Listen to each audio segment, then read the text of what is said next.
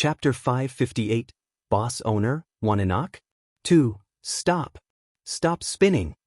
Wugong roared angrily. Boo! Damn it! Why were these beasts reacting so quickly? They were about to spin him unconscious before he could do anything. How could they be so shameless? We can't stop. You're going to kill us if we stop. Darling said as it ran, its fluffy little face full of fear. Stop. I won't kill you. Stop. Wugong couldn't take it anymore. Boo. Just run away. Why did they have to run around him? Well, stop if you ask us to. That's so embarrassing. Feng Zhan said coldly. He flew around Wugong and threw small flames at him from time to time. Damn it, what do I have to do to make you stop? Wugong asked in exasperation. He was about to be angered to death by these beasts. What's the benefit of stopping? Charm suddenly asked, the smile on its little face so devious. What benefits do you want? Wugong asked while suppressing his anger. We want money, a lot of money, Charm said without thinking. Alas, it knew that its master lacked money. There's a lot of money in this ring. I'll give it to you. Stop spinning it. Wugong took off the ring and handed it to Charm. He really couldn't take it anymore. Since you've paid, let's help you. Charm took the ring and said understandingly. What do you mean? Wugong asked doubtfully. He felt that something was amiss, but he quickly understood what the little white fox meant. Brothers, let's be agile and help him. Charm said to all the beasts. Yes, yes. The beasts nodded in unison and began to use various means to leave an unforgettable memory for Wugong. You little liars. You lied to me. Wugong felt intense pain on his body and couldn't help cursing. Wugong, didn't you want us to stop? We stopped. Charm said innocently. Boo. They really stopped obediently. Charm, don't talk nonsense with this Wugong. Speaking of which, he has a lot of meat on him, and his skin is very thick. It's quite tiring to scratch him, Darling said with a displeased face. Boo. Its little claws were hurting from scratching. Stop scratching if you can't scratch him. We can teach him a lesson with a kick. Charm said after some thought. In fact, it didn't approve of using such primitive methods. However, it seemed that its master's beasts liked to use scratching. Alas, that was a method only low-level spirit beasts would use. Charm, that feeling is different, hee. Darling said with a chuckle. Do whatever you want. Charm said helplessly. Then it stood to the side elegantly to watch the commotion.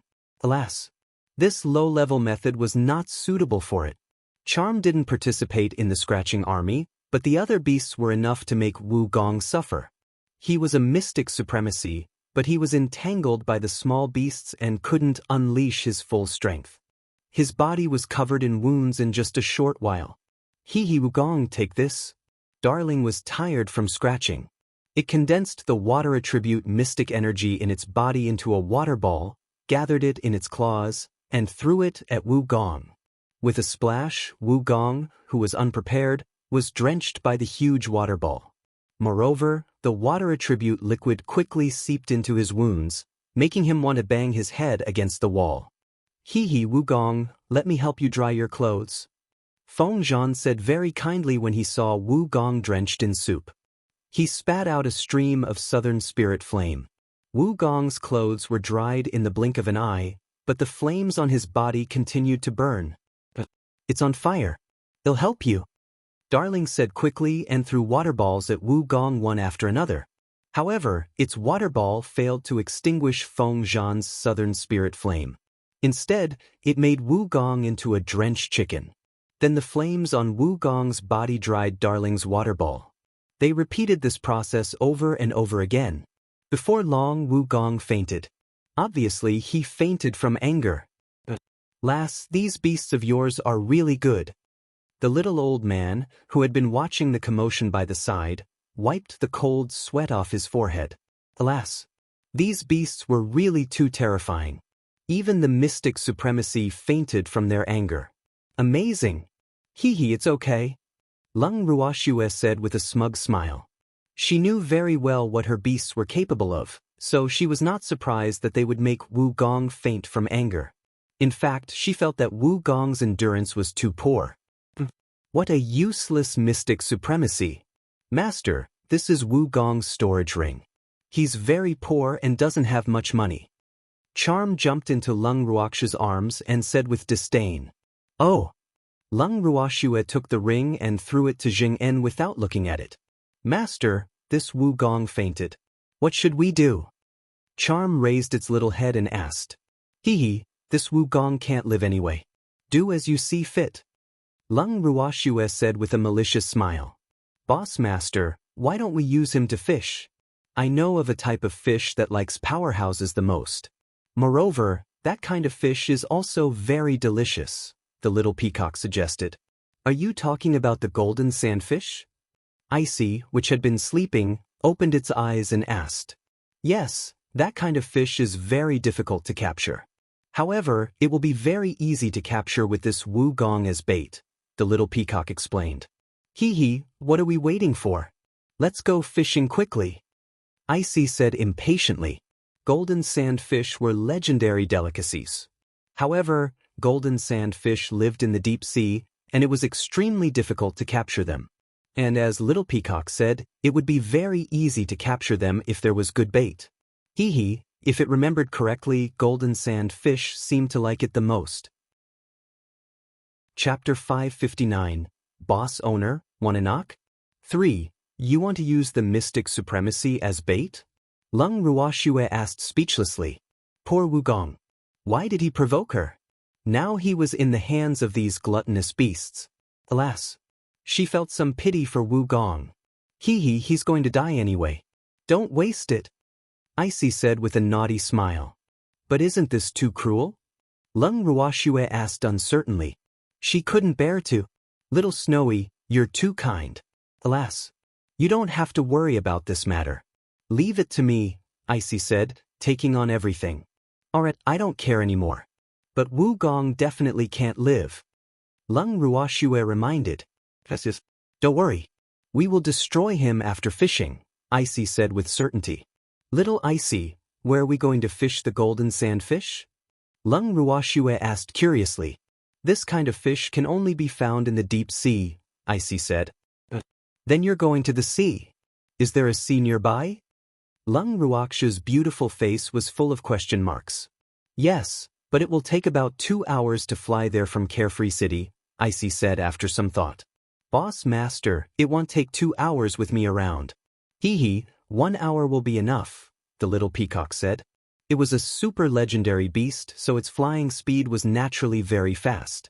Then let's go. Lung Ruoxue said. She was also curious about the golden sandfish. Moreover, she wanted to know how Wu Gong was going to be bait. Let's go.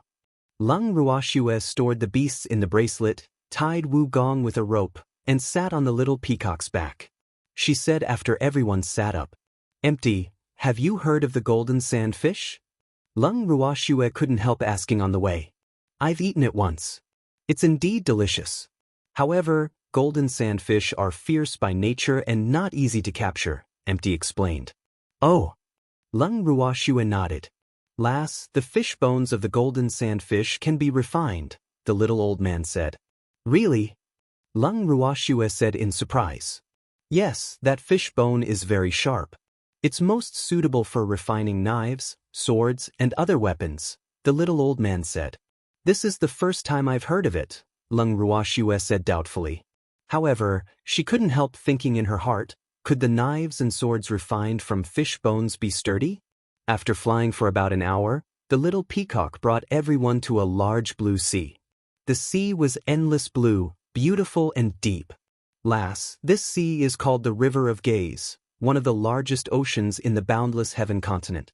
The resources inside are very abundant, but it's also very dangerous. The little old man explained while pointing at the sea. Oh, where are we going to fish the golden sandfish? Lung Ruoxue asked curiously. We have to go to the center of the sea. That's the deepest part of the sea, and also the golden sandfish's favorite place to live, Empty said. Little Peacock, bring us there. Lung Ruoxue ordered. Hey, Master. Sit tight. There are many sea beasts in this sea, the little peacock reminded. Yes. Lung Ruoxue nodded. The little peacock flew directly toward the center of the sea, seeing that everyone was ready. Master, you can let Wu Gong go, the little peacock said after flying to their destination. How do we put it down? Lung Ruoxue asked in puzzlement. Didn't fish have to have a fishing rod? Could they use a rope to fish? Hee, boss master, you just have to put Wu Gong in the sea. His blood will naturally attract the golden sandfish, the little peacock explained. The golden sandfish loved the smell of blood, especially the blood of the strong, so basically anyone who wanted to fish for the golden sandfish would use their blood as bait.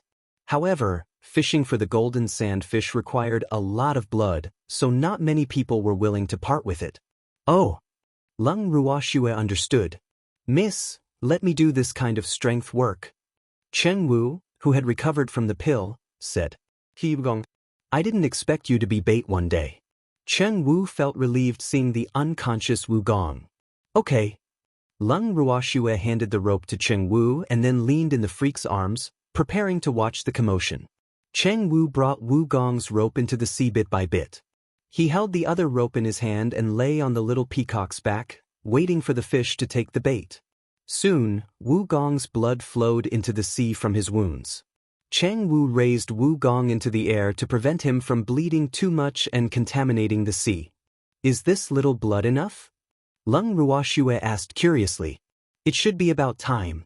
If it's not enough, let it out later. Cheng Wu said with a smile. It wasn't his blood anyway, so his heart didn't ache. If you see the golden sandfish later, you have to move quickly. Empty reminded them.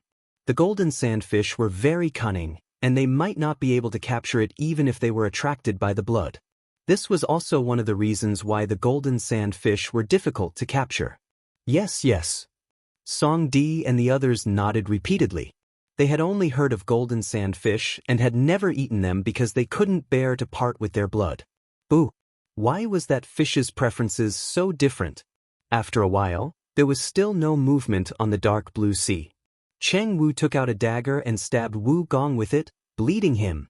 That bit of blood isn't enough, Icy said calmly with its eyes narrowed. The taste of golden sandfish was unique, and it didn't like the blood of non-powerful people. Moreover, it had to be a human powerhouse. Therefore, very few people were willing to use their blood to fish for the golden sandfish because it was very likely that they would die from excessive blood loss before they could fish. Not enough? Cheng Wu stabbed Wu Gong a few more times, waking him up from the pain. Where are we? What are you doing? Wu Gong looked at his surroundings and asked fearfully. Chapter 560, Boss Owner, Wanna knock? 4. Can't you tell? This is the sea. Cheng Wu gloated. Thanks to Wu Gong, he actually had the chance to taste the legendary golden sandfish. He really didn't know if he should thank him or anger him to death. I know. I'm asking what you want. Wu Gong asked fearfully. Boo! Couldn't he tell that this was the sea? He wasn't stupid. We're fishing, Cheng Wu said calmly. Fishing? Then why did you tie me up? Wu Gong asked gloomily. He was tied up like a dumpling. He couldn't run even if he wanted to. Boo! What rope was that? He couldn't break it. Your bait. What if you run away without being tied up? Cheng Wu said matter-of-factly. Fish bait? What fish do you want to fish? Wu Gong asked in disbelief. Damn it, these people actually used him as bait. Boo! He had a bad feeling that they weren't catching good fish. We want to fish for the golden sandfish. Have you heard of it? Cheng Wu asked with a smile. Golden sandfish. No, I don't want to be bait. Let go of me quickly, or I won't let you go, Wu Gong roared excitedly. Boo! Golden sandfish. He might not be able to fish them even if he released all his blood. You are now our prisoner, and you have no choice but to be willing, understand? Cheng Wu reminded kindly. This coward only dared to treat these mystic masters like them. He actually didn't even have the strength to fight back against those beasts that called themselves Mississippi Mystic Supremacies. How embarrassing. In the vice president of the Mystic Association headquarters. You actually dare to treat me like this. Do you still want to survive on the boundless heaven continent? How ridiculous. Wu Gong threatened without blinking. Ha, little Wugong. Do you really think you're still the vice president of the High and Mighty Mystic Association? You're just our captive now, Song Di said with a face full of mockery. He's too noisy. Lung Ruoxue narrowed her beautiful eyes with slight displeasure. Hee, my young miss said you're too noisy. Stay in the water. Cheng Wu threw Wugong into the sea after speaking. I won't let you go. Hurry up and pull me up. I don't know how to swim. Wugong kept flapping in the sea while shouting. Little Wugong, be good and learn how to swim in the sea yourself.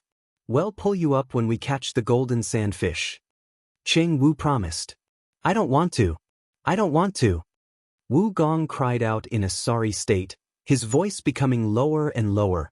Cheng Wu, is he dead? Lung Ruoxue couldn't help asking curiously when she saw that Wugong was silent. Miss, a mystic supremacy won't die so easily. He's pretending to be dead. Cheng Wu said in realization. Oh, empty, why hasn't the golden sandfish taken the bait yet? Is Wugong's blood too stinky? Don't those fish like it?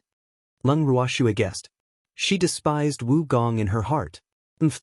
Why did he do so many bad things for no reason?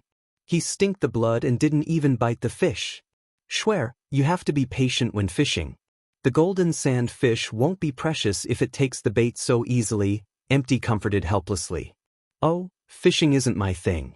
Take your time fishing. I'll sleep for a while, Lung Ruoxue said impatiently. She closed her eyes directly after speaking. There's movement. Bring Wugong up quickly. Icy, which was pretending to sleep with its eyes closed, suddenly opened them. Okay. Cheng Wu hurriedly pulled the unconscious Wugong out of the sea when he heard Icy. After a while, the waves on the sea rolled, and huge black shadows quickly emerged from the sea. Hurry up and do it. Empty hurriedly sent a voice transmission after seeing the shadows of the fish. At the same time, he released threads of mystic power in his hand and stabbed into the bodies of the fish. In the blink of an eye, he brought the fish to the surface of the sea. Swear, quickly gather the fish, Empty ordered. At the same time, his hands did not stop. The others also mimicked Empty and condensed their mystic energy into a line, piercing into the bodies of the fish, and fished the golden sand fish up easily. Okay.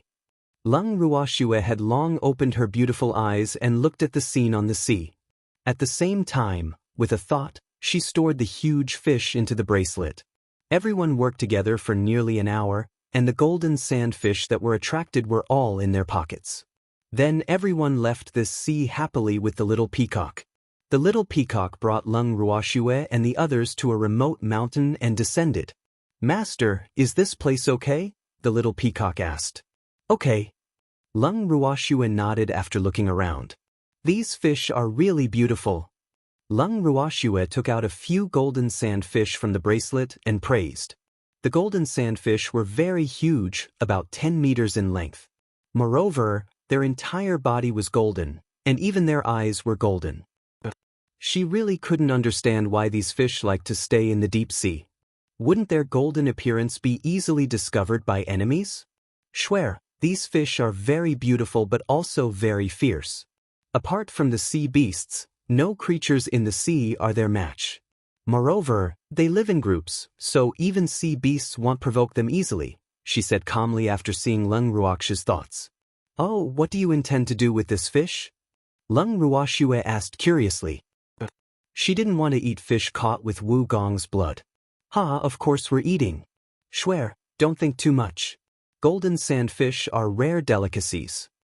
Empty said with a smile. But I really don't want to eat fish caught by Wugong as bait. Lung Ruoxue said hesitantly. Lass, golden sandfish have to be fished with blood, so you really don't have to care too much who you use, the little old man comforted. Little Snowy, the golden sandfish are very clean, but only the smell of blood will lure them up from the bottom of the sea. In fact, they are all vegetarians, Icy explained. Chapter 561, Boss Owner, Wanna knock? 5. Lung Ruoxue was speechless. Fish that were attracted by blood were actually vegetarians. Was this possible? Swear, the main food of the golden sandfish is seagrass, Empty said. Seagrass? Are there enough sea grass in the sea for them to eat? Lung Ruoxue asked in puzzlement. How much sea grass did they have to eat for a meal looking at the size of the golden sand fish? Ha, Schwer, it will definitely be enough. Empty said with a happy smile. Schwer, we want to eat if you don't want to, the freak said. He didn't believe that this golden sand fish would be better than the fish in Schwer's space. Okay, eat. Lung Ruoxue said after some thought. To be honest, she was not very interested in the golden sand fish. Moreover, she agreed to use Wugong as bait to prank him, hee. Miss, are you really not eating? I heard that this fish is very delicious. Cheng Wu couldn't help asking. Yes, I'm not too interested in this fish. Lung Ruoxue said. Then she pulled the freak to sit beside Wugong and released her beasts. Master! Beloved master! The beasts immediately stuck to Lung Ruoxue as soon as they emerged. They acted coquettishly and rubbed against her. Schwer, what are you thinking about? The freak asked curiously when he saw Schwer staring at Wugong thoughtfully. Freak, what do you think we should do with this thing? Lung Ruoxue asked. Isn't his fate destined? There's no other choice. The freak said with certainty. People like Wugong were a scourge even if they were left alive, so eliminating them was the best way. Feng Zhan, I'll leave Wugong to you.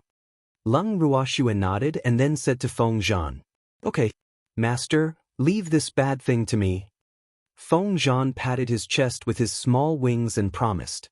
With that, he spat out his southern spirit flame. Immediately, Wugong, who was unconscious and on the verge of death, was covered in raging flames. Lan Ming, let's go to the Mystic Association headquarters after eating the fish. Lung Ruoxue looked at Lan Ming after settling Wugong. Little Snowy, have you really decided? Lan Ming was a little depressed. He couldn't finish speaking.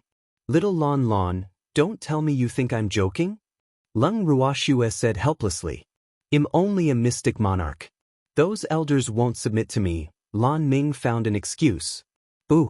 He really wasn't prepared to take over the Mystic Association headquarters. Why did Little Snowy have to force him? Kill whoever isn't convinced. Let's see who still dares to be unconvinced. Lung Ruoxue said very ruthlessly, not hiding the killing intent in her beautiful eyes at all. Alas! Lan Ming sighed heavily and accepted his fate. He knew that Little Snow wouldn't change her mind easily, so he could only be chased away. Boo! After Empty and the others finished eating the golden sand fish, Lung Ruoxue stored the beasts in the bracelet, and everyone set off together. The little peacock brought Lung Ruoxue and the others to the Mystic Association headquarters. The Mystic Association headquarters was still tattered, but it could barely accommodate people after these few days of repair. At this moment, the elders of the Mystic Association headquarters were stationed here. Outside the tattered main door of the Mystic Association, the little peacock flew in the air and said hesitantly, Boss Master, should we knock? Why are you knocking on the door? Little peacock, we're here to challenge the hall.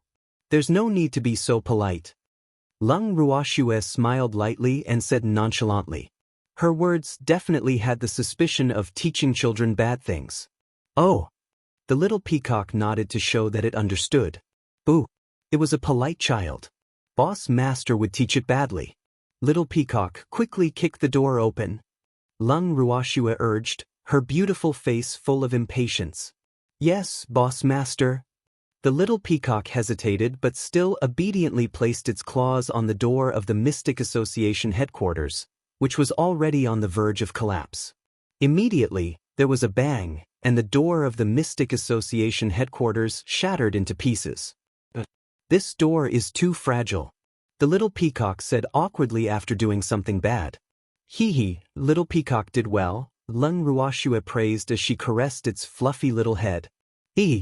As long as Boss Master is happy. The little peacock said with a silly smile. It was so pleased to receive the praise of its Boss Master. Who are you? How dare you cause trouble in the Mystic Association headquarters? Dozens of mystics ran out of the Mystic Association headquarters and roared loudly after the door shattered. However, Lung Ruoxue and the others ignored them. Hey, I'm asking you a question, a mystic couldn't help but question. However, no one bothered with them. Who are you? How dare you cause trouble in the Mystic Association headquarters? The mystic roared furiously, seeing that he was ignored. This Mystic Association headquarters is really broken now.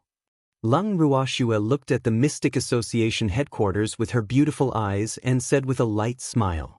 Yes, the former Mystic Association headquarters was dazzling and majestic. Moreover, these mystics from the Mystic Association headquarters are not very strong now, Empty said with slight disdain, his handsome face full of contempt. Who are you exactly? How dare you cause trouble in the Mystic Association headquarters? The mystic suppressed his anger and questioned again. Causing trouble? No, we're here to challenge the hall. Lung Ruoxue finally had time to deal with the mystic and said very kindly. Is there a difference? The mystic asked foolishly, his ordinary face full of confusion. Of course there is. Causing trouble is very informal, but the kick house is very formal, meaning that we are here to officially cause trouble. Lung Ruoxue explained as if she was speaking a tongue twister. Damn it, isn't it the same? The mystic finally reacted and couldn't help shouting in anger, knowing that he had been fooled. You're too unperturbed.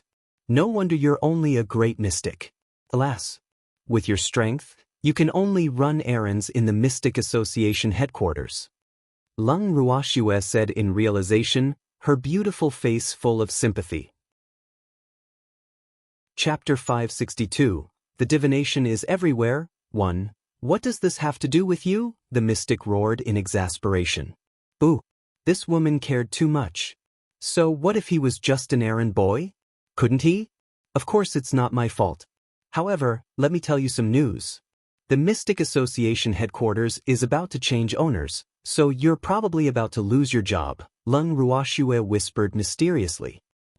How is that possible?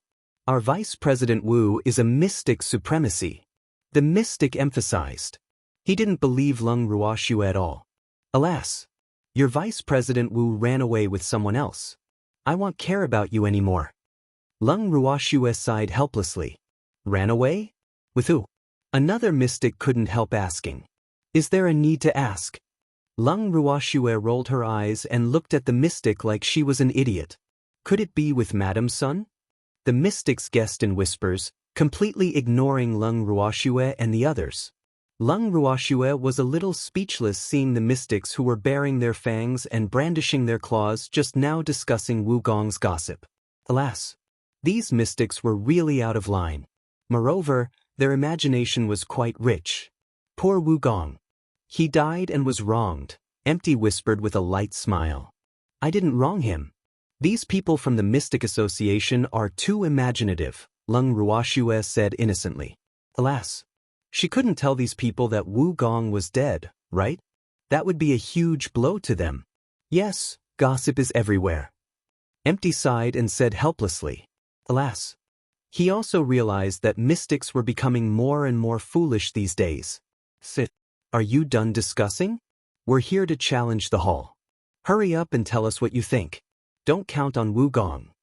Lung Ruoxue waited for a while and couldn't help urging the mystics anxiously, seeing that they were still talking nonstop. She still had to go back to sleep after settling the Mystic Association headquarters. Therefore, she didn't want to waste time. It's not convenient for the elders of the headquarters to see guests now. Come another day, the mystic said after some thought. Alas, he had to quickly inform the elders about Vice President Wu and the others running away. Moreover, these people seemed to have ill intentions, so he really didn't dare to provoke them. Uncomfortable to see guests? But are there also times when those old men are inconvenient every month? Lung Ruoxue asked doubtfully. Looks like it. The little old man laughed out loud without giving Lung Ruoxue any face when he heard this. The others couldn't help but chuckle softly. Of course not, the mystic quickly denied. Boo! This woman was too evil. She actually distorted his words. Wouldn't the elders skin him alive if they knew? What's so inconvenient about that? Anyway, we're here to challenge the school. Have you seen anyone who asks the challenger to come another day? Lung Ruoxue asked with a naughty smile. No, but... The mystic wanted to say something else but was interrupted by Lung Ruoxue. Go and notify them quickly since you don't have any. Of course, I have no objections if you choose to go and pass the message obediently after being beaten. Lung Ruoxue gave them 2 choices and let them choose one themselves. Wait a moment. Well, inform the elders now, the mystic said fearfully. Boo. He was only a small great mystic. Why were these people giving him so much pressure? Yes, good. Those who know the facts are the best. Go quickly. It'll only give you 5 minutes, Lung Ruoxue reminded understandingly. Hurry up and inform the elders that someone is coming to challenge the hall, the mystic ordered the people beside him. Boo. He didn't want to go in to bear the nameless anger of those elders. Their menopause had arrived. Yes, a mystic answered and left the door. May I know your names? The mystic asked with a forced smile. Lung Ruoxue. Lung Ruoxue gave her name bluntly and then looked at the mystic with a spurious smile. What about them? The mystic asked. In fact, he was a little surprised because he couldn't understand how this woman could be Lung Ruoxue. He had seen Lung Ruoxue when she participated in the Mystic Association headquarters competition, and she was not like this at all. However, he didn't dare to ask. You don't have to know about them, Lung Ruoxue said coldly and ignored the mystic. The mystic couldn't help wiping the cold sweat off his forehead, his heart racing. Did he really want to know? He was just afraid that he wouldn't be able to explain when the elders asked. Since Lung Ruoxue didn't say anything, the mystics from the Mystic Association naturally didn't dare to speak either. The atmosphere immediately fell to an icy cold point. Elders, please enter. A moment later, the mystic who went to pass on the message returned and broke the slightly depressed atmosphere. Let's go in. Lung Ruoxue turned to everyone. Okay. Everyone nodded and then walked into the Mystic Association headquarters with Lung Ruoxue. A mystic led the way and led Lung Ruoxue and the others to a side hall of the Mystic Association headquarters. This was now the headquarters' temporary office. After Lung Ruoxue and the others walked into the side hall, they found more than a dozen elders sitting in the hall. Each of the elders released their auras in an attempt to take them down a notch. Is this how the elders treat their guests? Lung Ruoxue said coldly with a light smile. Upon seeing the provocation of the elders of the Mystic Association, Cheng Wu and the others naturally released their mystic energy, unwilling to be outdone. For a time, the 2 sides began to compete quietly. Lung Ruoxue, the freak, empty, and the little old man each found a seat and sat down calmly. The competition between experts was usually only for an instant, so soon, the elders of the Mystic Association headquarters were unable to withstand the might of Cheng Wu and the others. Although they were also mystic sovereigns, how could the auras of these elders, who lived like princes and princesses all day, compare to Cheng Wu and the others who were in life and death tests almost every day? Chapter 563, The Divination is Everywhere, 2. Miss Lung, we don't have any ill intentions, the first elder of the Mystic Association headquarters said apologetically after a while and secretly swallowed the blood in his mouth. Oh, Lung Ruoxue answered lightly and gave Cheng Wu and the others a look.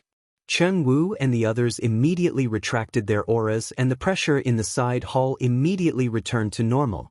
May I know why Miss Lung and the others came to the headquarters? The first elder pretended to be confused and asked. He couldn't help being surprised as he looked at Lung Ruoxue. Alas! He heard that Vice President Wu had been sending people to capture Lung Ruoxue, but he didn't expect her to come knocking on his door. Didn't the mystic tell you just now? I'm here to challenge the hall, Lung Ruoxue said bluntly. I don't understand what Miss Ling means. The first elder said with a smile. What I mean is that I want the Mystic Association to change the person in charge, Lung Ruoxue said very bluntly. Old fox, do you still want to pretend to be ignorant now? Miss Lung, our president has been in seclusion for many years. The vice president is in charge of the headquarters now, so we have to obtain the vice president's permission to change people, first elder said awkwardly. First elder, don't think I don't know that you want to replace Wu Gong now. Lung Ruoxue exposed the first elder's lie rudely. Did this old man really think she didn't know what they were thinking? She didn't believe that this old man would support Wu Gong after being locked up by Wu Gong for so long. Miss Leng, this is an internal matter of our mystic association. You might be a mystic, but you are not qualified to participate in the affairs of the association headquarters yet. The first elder could only put on the dignity of the first elder, seeing that he couldn't dodge anymore. First elder, you're mistaken. I don't want to get involved in the affairs of your headquarters. I just want you to recommend someone, Leng Ruoxue said calmly. Who do you want to recommend, Miss Leng? The first elder asked very politely. Lan Ming, he's the president of the Windless Cities Mystic Association and the disciple of your president. It's only right and proper for him to be the person in charge of your headquarters. Leng Ruoxue said with certainty. Lan Ming? How is he qualified? He's just a mystic monarch. An elder immediately objected after hearing Leng Ruoxue's words. They had debated for so long before deciding on the final candidate. Now, it actually benefited Lan Ming. If he's not qualified, then who is? Leng Ruoxue asked with a spurious smile. These damn old men were really shameless. Must they force her to use force? There are many people more qualified than Lan Ming in the Mystic Association headquarters. How can a mystic monarch like him manage the headquarters? The other mystics won't be convinced then, the elder said indignantly. Will the other mystics not be convinced, or will you not be? Leng Ruoxue asked coldly, the killing intent in her beautiful eyes so fast that others couldn't capture it. Of course the mystics won't be convinced, the elder said stubbornly, his expression a little unnatural. Let Lan Ming be the acting president. Anyone who isn't convinced, step forward if you have the guts. Leng Ruoxue's beautiful eyes glanced indifferently at the elders in the side hall. The elders looked at each other, but no one was willing to take the lead because they could tell that Leng Ruoxue definitely came with ill intentions. Moreover, they recognized Du Min, so they didn't dare to act rashly at all. Seems like you all don't have guts. Leng Ruoxue couldn't help mocking when she saw that no one dared to say anything after waiting for a while. Her beautiful eyes even glanced at the elder who spoke just now. I mean, there will be mystics objecting. The elder couldn't help quibbling because he was very embarrassed by Leng Ruoxue's gaze. Oh, why don't you call the mystics from the headquarters or Carefree City Inn? You'll see who's against it, Leng Ruoxue said casually. This isn't too convenient, right? The elder said with cold sweat flowing down his body. What's so inconvenient about that? Hurry up and call for help. I'll wait for them here, Leng Ruoxue said with very firm will. Don't expect me to leave obediently if these old foxes don't settle the matter for me today. Miss Leng, our Mystic Association is the largest association in the boundless heaven continent. Therefore, choosing the acting president can't be too casual. The first elder braced himself and said, Is it very casual to let Lan Ming be the acting president? First elder, are you unwilling to let Lan Ming be the acting president, or are you talking about other mystics? Leng Ruoxue asked impatiently. She was already a little annoyed that these old things were beating around the bush with her. It seemed that some people had to use force, or they would not learn their lesson. The first elder was speechless. Alas, he couldn't say that they already had a candidate, but it wasn't Lan Ming. First elder, you would probably have been locked up by Wu Gong if the Mystic Association hadn't been blown up, right? Shouldn't you be thanking me? Leng Ruoxue said lightly with an intriguing smile on her lips. Damn it, did you blow up the Mystic Association headquarters? Another elder was furious and couldn't help asking loudly after hearing her words. Isn't this Wu Gong's lackey, Elder Hao? Why, have your injuries healed? I heard you were beaten up by a ghost because you did too many bad things. Leng Ruoxue didn't answer him but said sympathetically. Damn it, how dare you blow up the Mystic Association headquarters? We won't let you go. Elder Hao couldn't help shouting angrily when he saw his embarrassing matter being brought up again. Did I say that I blew up the headquarters? You idiot! Leng Ruoxue said speechlessly with faint contempt in her beautiful eyes. You were the one who said it just now, but you don't admit it now. Elder Hao was so angry. Damn Leng Ruoxue, how could she be so shameless? How despicable! Elder Hao, looks like you've really been beaten, silly. I only said that the first elder should thank me. I didn't say that I would be the one to blow up the headquarters. Lung Ruoxue quibbled. Chapter 564. The Divination is everywhere. 3. What? First elder, you can't let Lung Ruoxue go. Elder Hao was so angry that his entire body was trembling, and he stammered a little to the first elder. Elder Hao, the first elder isn't your ally. You should worry about your outcome. Lung Ruoxue reminded kindly. Alas. She was really impressed by Elder Hao's hindsight. Didn't this old man think that the great elder would let Wu Gong go if he died? I'm an elder of the Mystic Association headquarters. Elder Hao was a little scared after hearing Lung Ruoxue's words. The first elder had always been on bad terms with Wu Gong.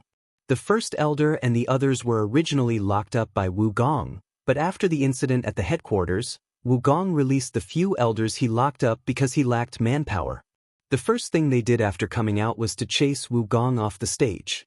Wu Gong was in a terrible fix because of Lung Ruoxue, so he had no time to deal with the first elder and the others. First elder, are you really unwilling to let Lan Ming be the acting president? Lung Ruoxue ignored Elder Hao's final struggle and said directly to the first elder. We need to discuss. The first elder knew that Lung Ruoxue was threatening him, but he was helpless at all. Alas.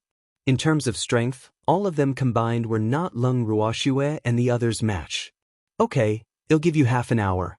If you can't give me a satisfactory result in half an hour, don't blame me for being nasty, Lung Ruoxue said, half warningly and half threatening.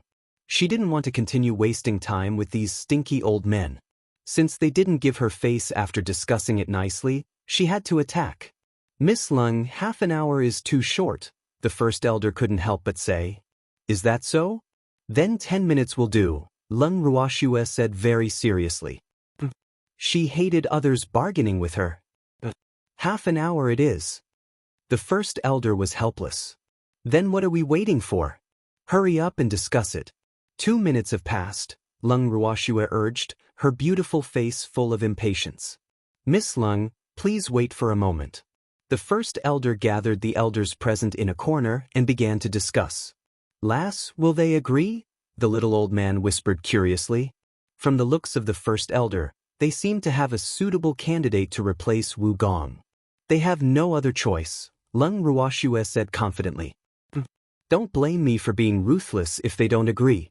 Lung Ruoxue had already made up her mind that she would attack if these old men refused to give her face. The elders of the Mystic Association headquarters who were discussing this in the corner were all depressed. First elder, what should we do now? An elder in the corner couldn't help asking.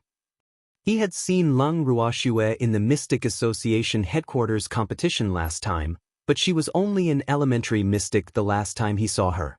It hadn't been long since then, and she was actually already a mystic monarch with so many mystic sovereigns protecting her. Alas. He had to suspect that Lung Ruoxue was from the Lung family now. Alas. Tell me first. The first elder sighed and said helplessly. He didn't expect Lung Ruoxue to be so domineering. It seemed like he had to make a decision today. Fortunately, most of the elders present were his people, so he could still influence their thoughts.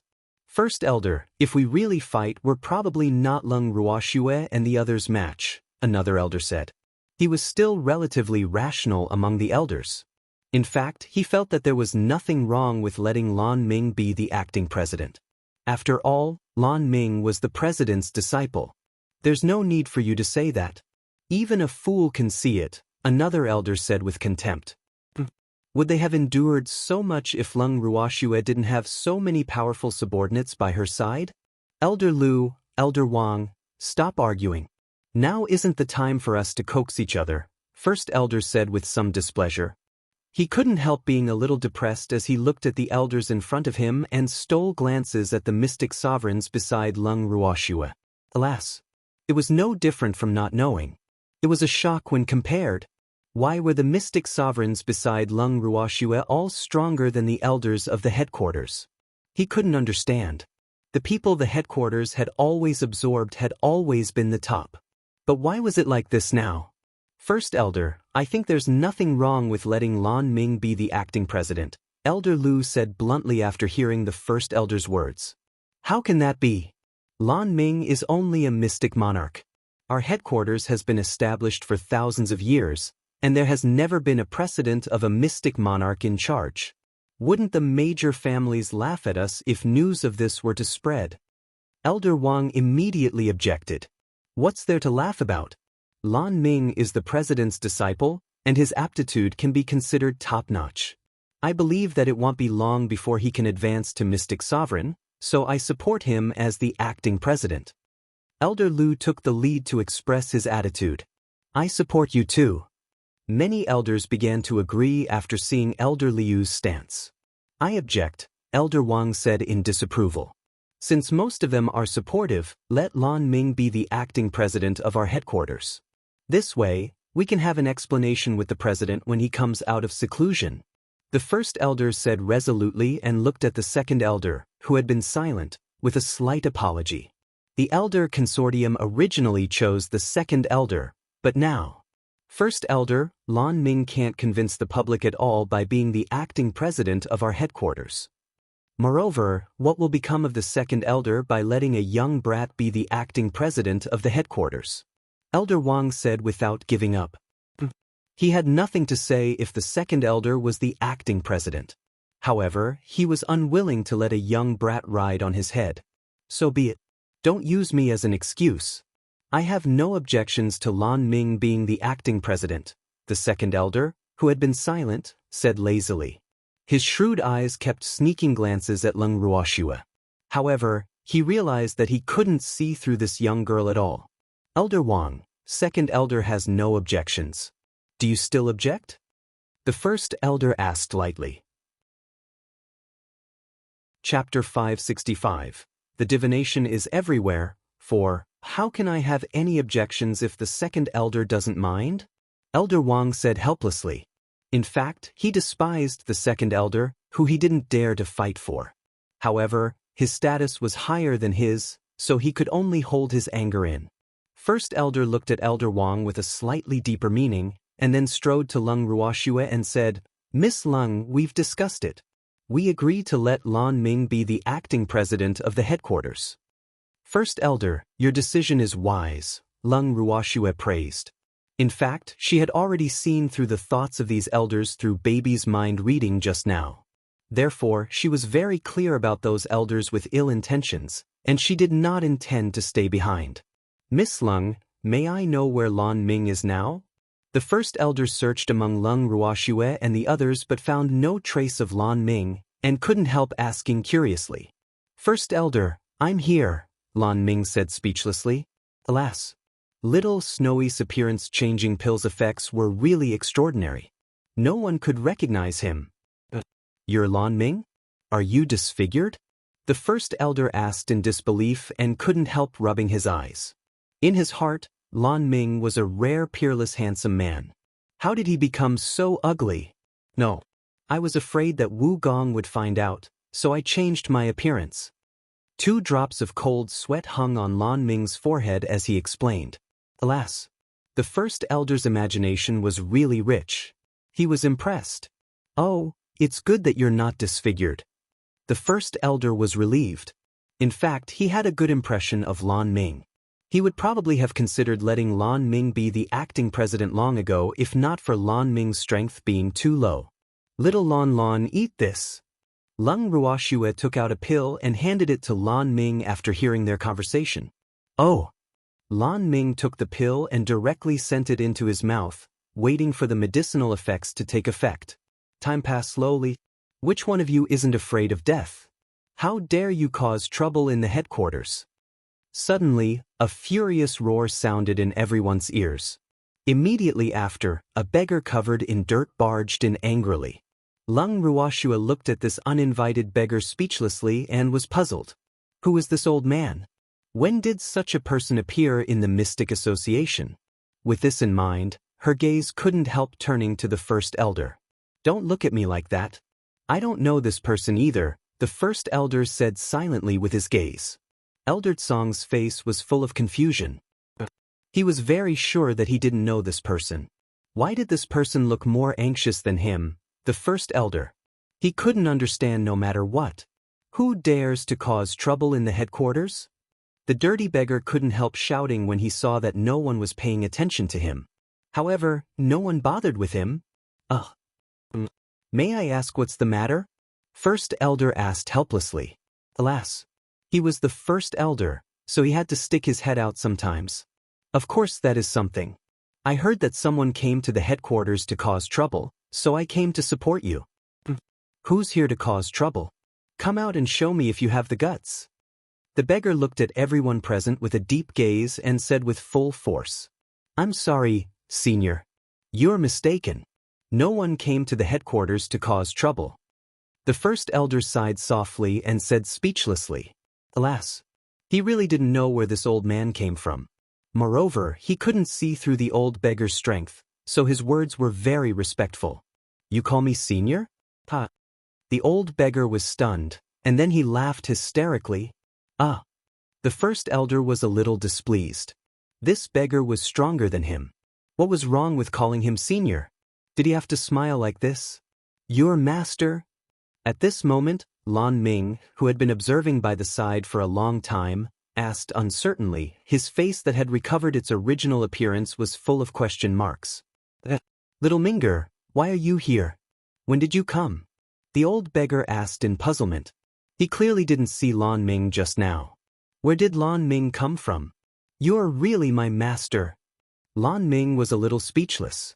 In his memory, his master cared the most about appearance. Why had he become like this now? Nonsense, how can I be fake? The old beggar roared angrily. Boo! It was one thing that the first elder didn't recognize him, but even his disciple didn't recognize him. Was his current image really that bad? What does my master like to eat the most? Lan Ming still didn't quite believe this beggar and couldn't help asking probingly. I can't tell you, the old beggar said with an awkward expression. He kept staring at his disciple. Boo! Stinky little Minger, you're really asking for it. Little Snowy, he should be my master. Lan Ming looked at Leng Ruoxue. What do you mean by should be? I'm your master. The old beggar roared with some dissatisfaction when he heard Lan Ming's words. So this is how your master is. He's really not as famous as he looks. Leng Ruoxue said with a smile. Lass, don't be mistaken. I'm not like this. I just haven't showered for too long. The old beggar said unpleasantly. Little Minger was with them, so they should be his disciples' friends. Boo! He knew that he had embarrassed little Minger. He hoped that this girl was not his future disciple's wife. Otherwise, he would really be too ashamed to see her in the future. His imagination began to run wild.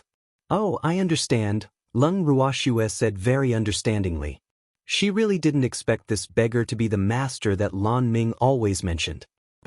Since the president of the Mystic Association headquarters had already emerged from seclusion, there should be nothing for her here. However, she wanted to know who told him that someone came to the Mystic Association headquarters to cause trouble. Hee, it's good that you understand. The old beggar smiled happily. As expected of his disciple's friend, he was so understanding. President, you're out of seclusion? First elder, who finally recovered from his daze, asked in disbelief. The president's current image was really too unexpected. Chapter 566, I don't just bite anyone. Nonsense. How can I stand here if I don't come out of seclusion? The old beggar glared and roared with some displeasure. President, why didn't you take a bath first after coming out of seclusion? If other mystics see you like this, it will damage your image, the first elder reminded. If I didn't hear that someone came to the Mystic Association headquarters to cause trouble and was worried that you couldn't handle it, would I have run over anxiously as soon as I emerged from seclusion? You heartless fellows actually dare to despise me. The old beggar complained with a wronged face, tears seeming to emerge in his deep black eyes. Ah! The first elder didn't know what to say. Boo! When did he despise the president? How could the president wrong him? First elder, where are the troublemakers? The old beggar asked in puzzlement. He hadn't seen anyone causing trouble even after coming for a long time. Damn it, how dare they lie to him? President, didn't I say that no one is causing trouble? The first elder said helplessly. But Elder Hao told me that someone will cause trouble. He shouldn't dare to lie to me, right? The old beggar's face was full of question marks. Did Elder Hao tell you? First elder asked while suppressing his anger. No wonder he hadn't seen Elder Hao. He had gone to look for the president. Yes. I happened to meet him when I came out of seclusion. He told me what happened recently and said that someone happened to be here to cause trouble now, so I rushed over. The old beggar explained, his black face full of anger because he didn't expect that Elder Hao would actually dare to lie to him. How ridiculous! This was not deliberately embarrassing him. Master, the people who are causing trouble Elder Hao mentioned should be us, Lan Ming said helplessly. However, he gritted his teeth in hatred for Elder Hao in his heart. Damn Elder Hao, he actually wanted his master to deal with them. He really had ulterior motives. Little Minger, what happened? The old beggar was confused. However, as the president of the Mystic Association, he still had intelligence. Now, he knew that he had almost been used. Master, this sentence isn't clear either. You should go and freshen up first. I'll tell you later, Lan Ming reminded. Alas, Master's current appearance was really too damaging to his image. But where is my room now? The old beggar asked in distress. He didn't expect the headquarters to be destroyed like this after only a few years of seclusion. President, I'll bring you there. The first elder said awkwardly. Alas, it would always end up like this. He really didn't have the face to see the president. Okay, bring me there quickly, the old beggar urged. He really couldn't stand his dirty appearance now. President, please follow me. The first elder brought the old beggar to his temporary room. After the first elder and the old beggar left, Leng Ruoxue called Cheng Wu to her side and whispered a few words to him. Then Cheng Wu left the side hall with Song Di and He Zi. Shuer, where did they go? Empty couldn't help asking curiously after Cheng Wu and the others left. To deal with Elder Hao, Leng Ruoxue said very calmly. Oh. Empty answered lightly. He was not surprised by Shuer's decision. On the contrary, he would feel that it was abnormal if Shuer let Elder Hao go. Little Snowy, let me out. Suddenly, Icy sent Leng Ruoxue a voice transmission. Okay, Leng Ruoxue answered. She released Icy from the bracelet with a thought. After Icy emerged, it found a relatively comfortable position in Leng Ruoxue's arms and lay down. Its ice-blue eyes kept glancing at the elders in the hall with a spurious smile. The expressions of the elders in the side hall became very strange when they saw the puppy that suddenly appeared. Some even revealed fear. Leng Ruoxue caressed Icy's soft fur and observed the elders' reactions. She couldn't help being a little helpless about Icy's bad taste. Alas, little Icy's power was really unparalleled. Look at how scared those elders were the moment it appeared. She really felt some pity for those poor old men now. Why did you let this puppy out? Elder Wang, who was already a little guilty, was so scared that his legs were trembling and his words were a little shaky when he saw Icy. I'm happy. But can't I? Leng Ruoxue glanced at Elder Wang and said irritably. Hee, don't be afraid. I won't bully you, provided you have to be good. Icy comforted very kindly, its fluffy little face hanging with an amiable smile. Then why did you come out? Elder Wang wiped the cold sweat off his forehead and stammered. Boo! There was no one in Carefree City who didn't know about the glorious deeds of this puppy. Mystic sovereigns couldn't even last a round in its hands, so he instinctively felt afraid after seeing this puppy. Boo! The pressure this puppy gave him was really too great. Moreover, he believed that if Leng Ruoxue revealed this puppy from the start, no one would definitely dare to oppose Lan Ming becoming the acting president of the headquarters. I want to come out for some air. Icy whispered aggrievedly.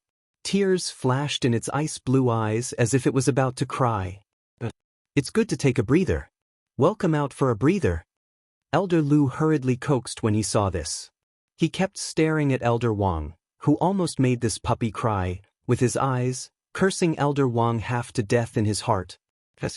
Coming out to take a breather is good for the body, Elder Wang hurriedly echoed, but he was extremely aggrieved in his heart.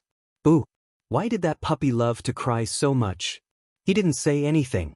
However, his mind became much more well-behaved after Icy came out. Yes, I've gained weight, Icy said, very displeased. Alas! It had been eating too well recently, and it had become a little round, so it had to come out to exercise.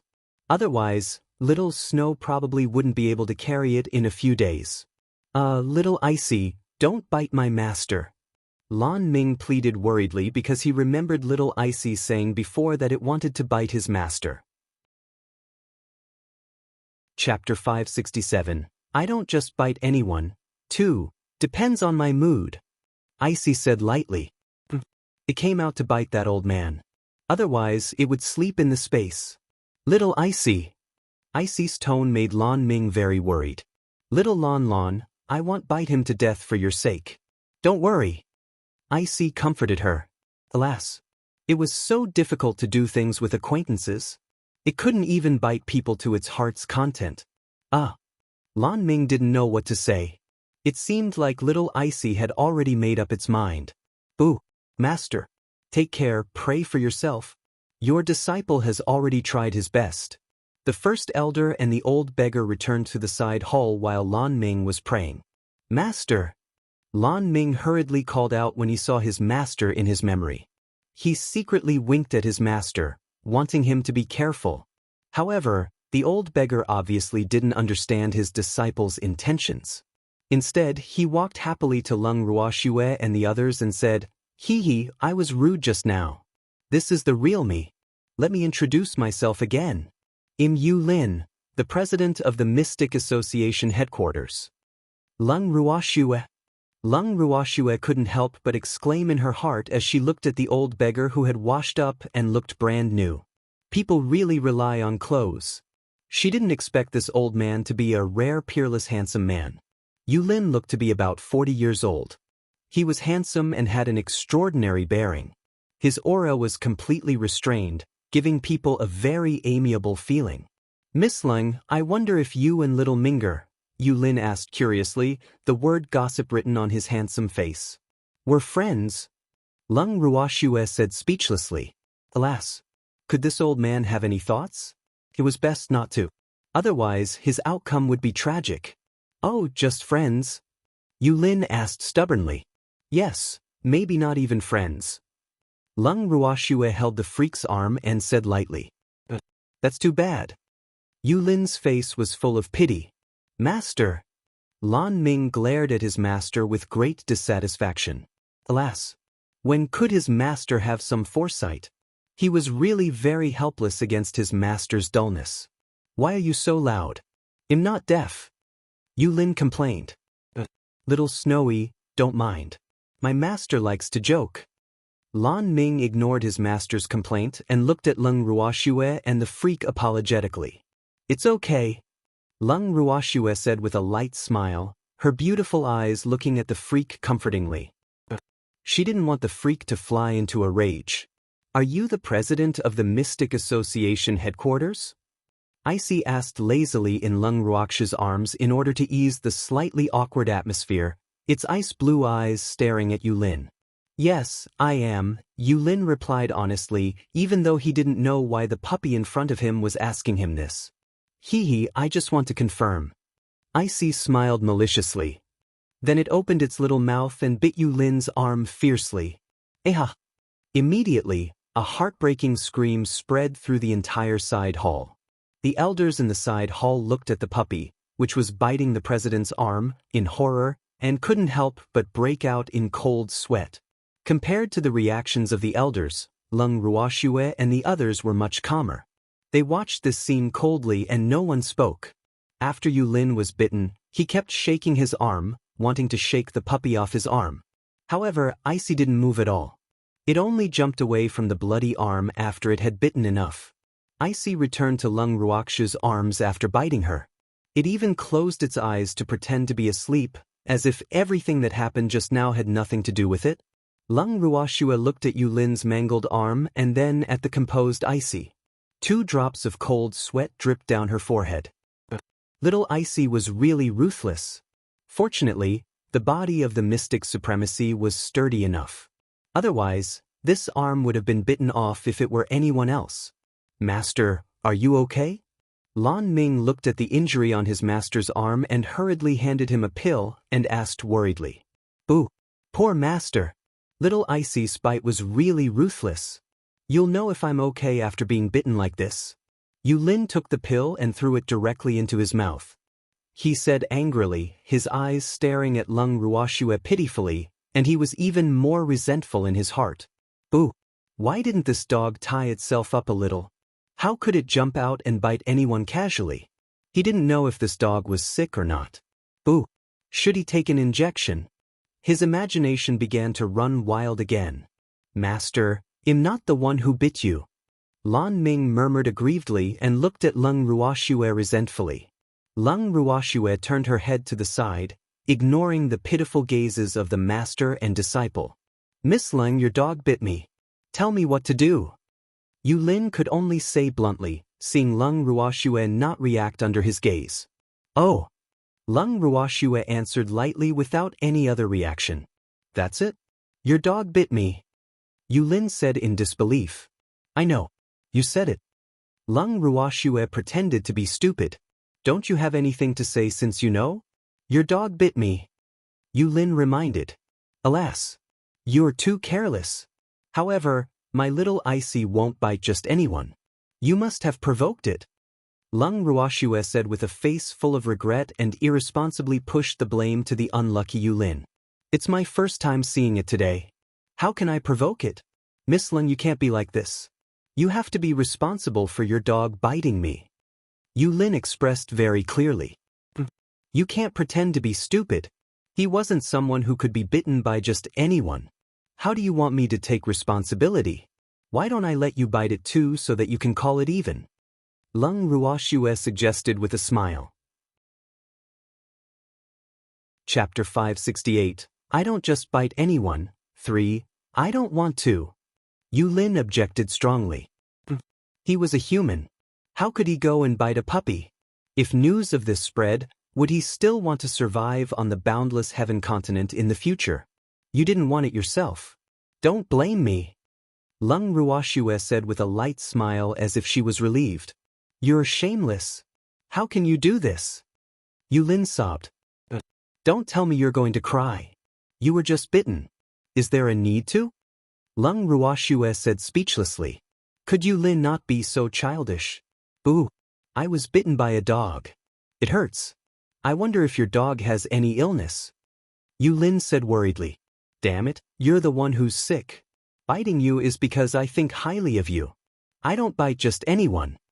Icy immediately roared furiously when it heard Yulin's words. Damn it, it was not a dog. Why did everyone treat it as a dog? Then don't think too highly of me. My arm was about to be bitten off by you. Yulin said speechlessly. Alas. This was the first time he had seen such a cocky dog. This dog was indeed a little different, but it was still a dog no matter how special it was. It was very troublesome to be bitten by a dog. I'll bite you to death directly if you're not little Lanlan's master. Icy said fiercely. Little dog, do I have a grudge with you? I promise I've never eaten dog meat. Yulin asked in puzzlement. He really couldn't understand when he had offended this puppy. Look at what the Mystic Association headquarters has become now. Who asked you to be the president of the headquarters? Who else should I bite but you? Icy said matter-of-factly. In its opinion, this half-old man had to be punished because he couldn't manage the headquarters well. Therefore, he was bitten. The headquarters? Yulin was speechless. It seemed like something had happened to the headquarters. Alas. He saw that the headquarters was almost in ruins the moment he emerged. He didn't know what had happened, but the headquarters' current appearance shouldn't have anything to do with him, right? He had been in seclusion. Moreover, no matter what the headquarters became, it had nothing to do with this puppy, right? Why should it bite him? He felt especially aggrieved thinking of this. The headquarters is in this state now. As the president of the headquarters, you can't escape the blame, so don't think that you have nothing to do with it just because you're in seclusion. Would the headquarters have become like this if you didn't have poor judgment of people? Icy saw through Yu Lin's thoughts and said coldly, "Can any of you tell me what exactly is going on?" Yu Lin frowned and asked the elders in the hall with some displeasure when he heard Icy's words. Alas, this puppy's words made him a little ashamed. Yes, he might be in seclusion, but no matter what happened in the headquarters, he couldn't shirk the responsibility as the president of the headquarters. It seemed like he was really going back farther and farther as he lived. He was actually inferior to a puppy.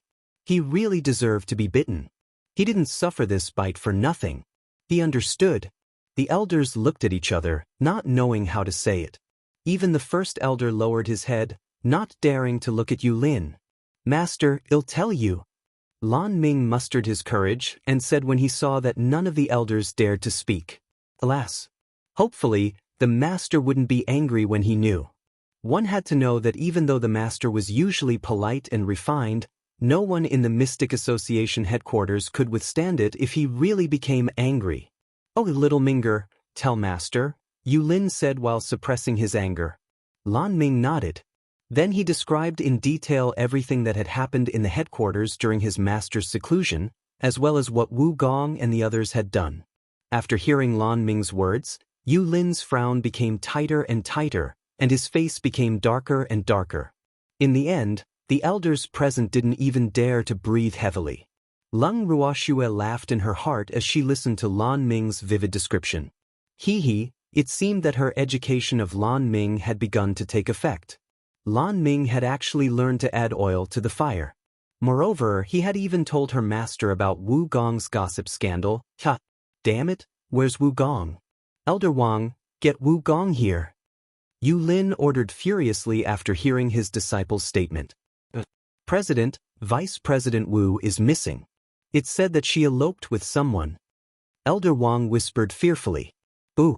He realized that after the president emerged from seclusion this time, his aura had become stronger than before, so he had no choice but to behave. Elope? Who did he elope with? Would anyone want that old thing? Yu Lin said with slight mockery. Probably with Madame Sunday. Elder Wang wiped the cold sweat off his forehead and said ingratiatingly.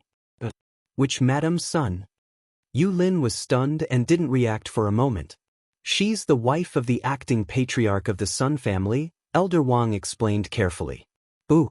This was a secret that couldn't be revealed by the super families. Why did it have to come out of his mouth? That old man Wu Gong is really too useless. He's still thinking about that old woman. Yu Lin said with a mocking smile on his face. He thought Wu Gong had a new lover when Lan Ming told him just now. He really didn't expect it to be that old woman. Alas. It seemed that Wu Gong was really hopeless. However, would that old woman really abandon Madame Sun's noble status and elope with Wu Gong? He was a little skeptical. Several black lines couldn't help but slide down the elders' foreheads, and they couldn't help but grumble in their hearts in unison. President, don't say these shameful things. The Mystic Association headquarters would become a laughingstock if news of it spread. Elder Wang, send a letter to the patriarch of the Sun family. Tell him that his wife abducted the vice president of our Mystic Association and asked him to return her. Yu Lin said, wanting to see the world burn. His handsome face was full of gloating smiles. Wu Gong had done so many good things for the Mystic Association and bullied his disciple. He couldn't let that adulterous couple be too carefree. President, this isn't too good, right? This concerns Vice President Wu's reputation, right? Cold sweat rolled down Elder Wang's forehead as he wanted to cry but had no tears. Boo! Why did the president capture him as an able-bodied man? Why didn't he think of him for a good thing? He was so depressed. Chapter 569. I don't just bite anyone, for, what's Vice President Wu's reputation?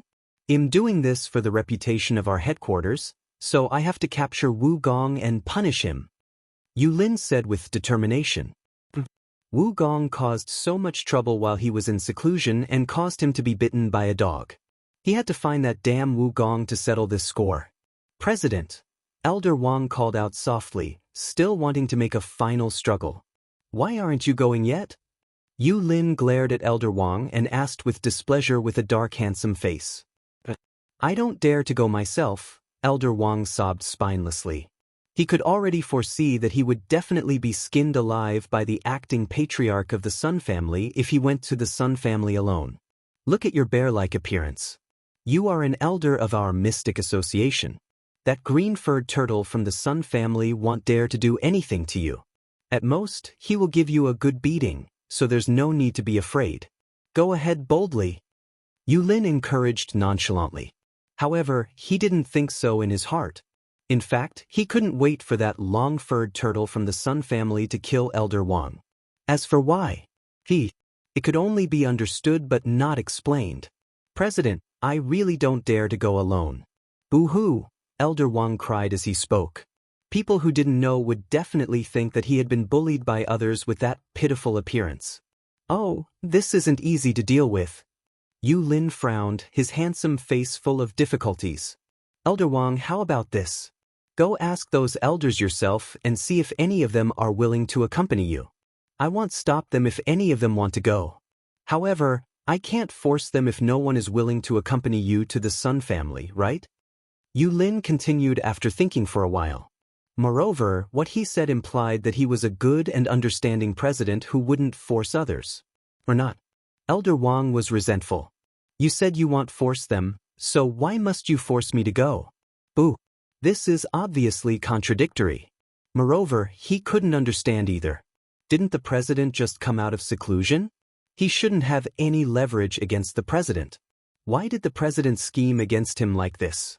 With this in mind, he stole a glance at Yu Lin and then turned his gaze to the other elders.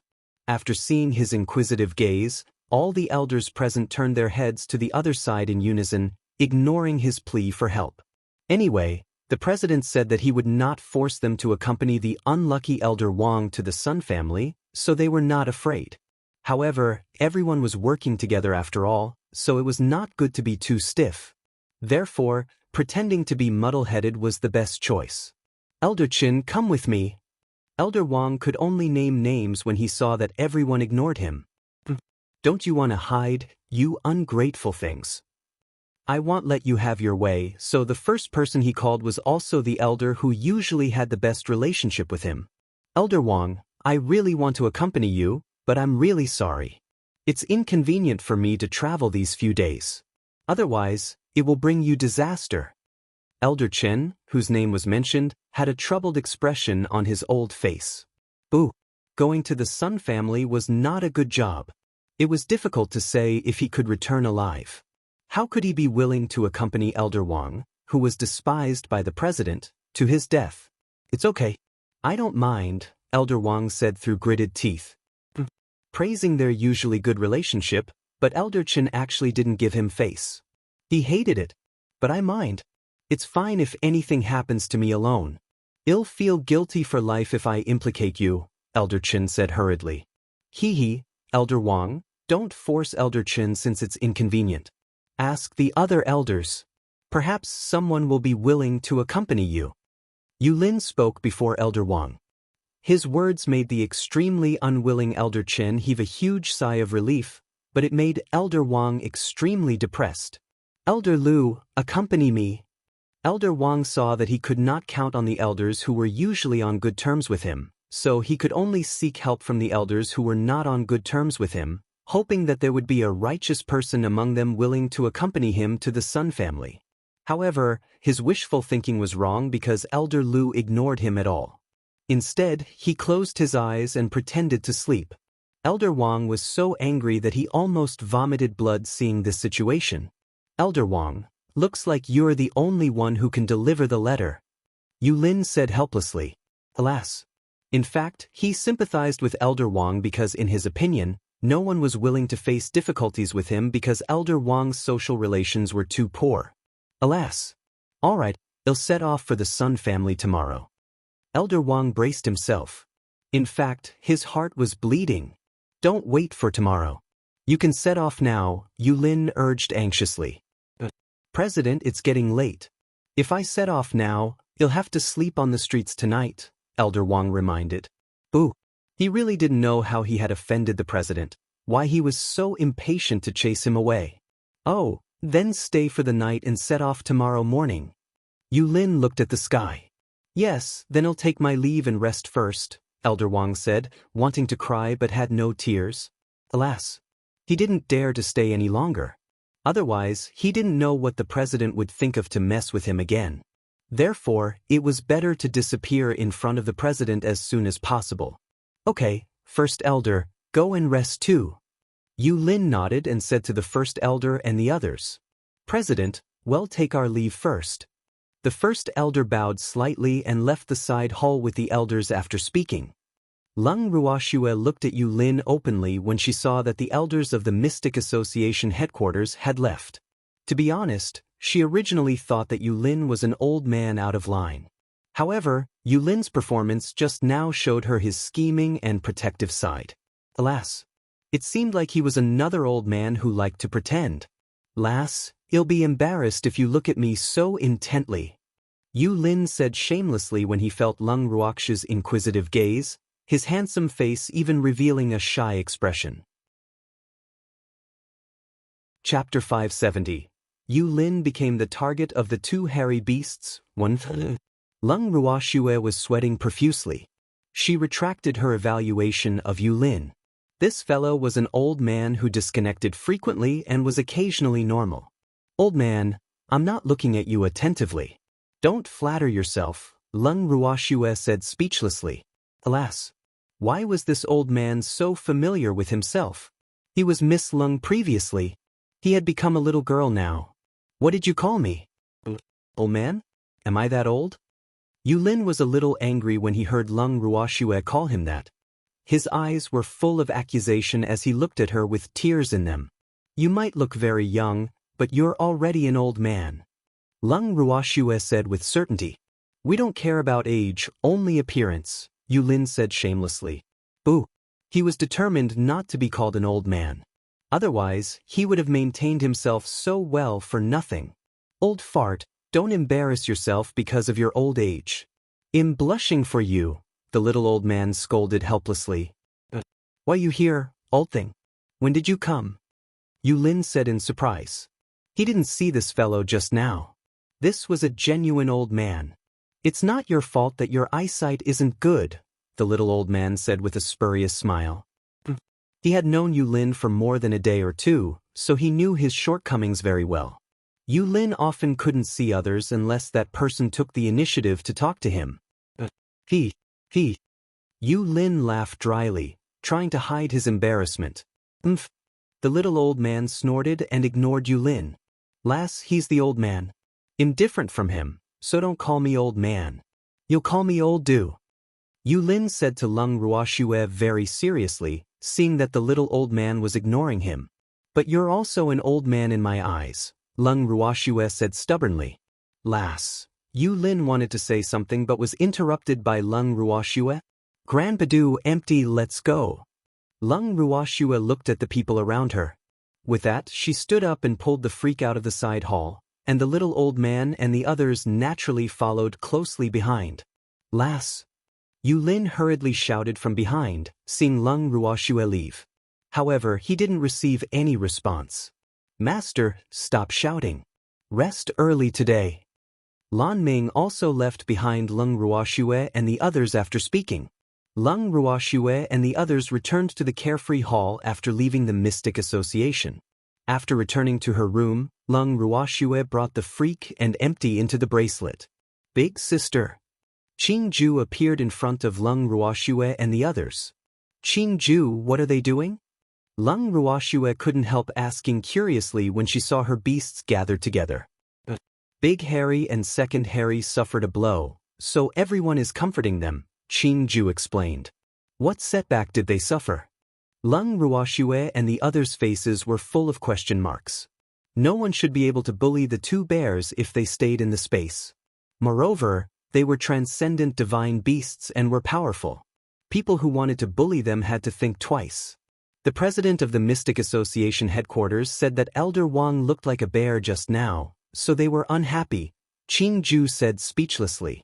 Alas, these two bears were still sentimental. Aren't we talking about Elder Wang? What does it have to do with them? Lung Ruoxue asked in puzzlement. They think that the president is calling them stupid. Qingju said, his pink face full of helplessness. Ah. Lung Ruoxue was also speechless. Were Big Harry and Little Harry thinking too much?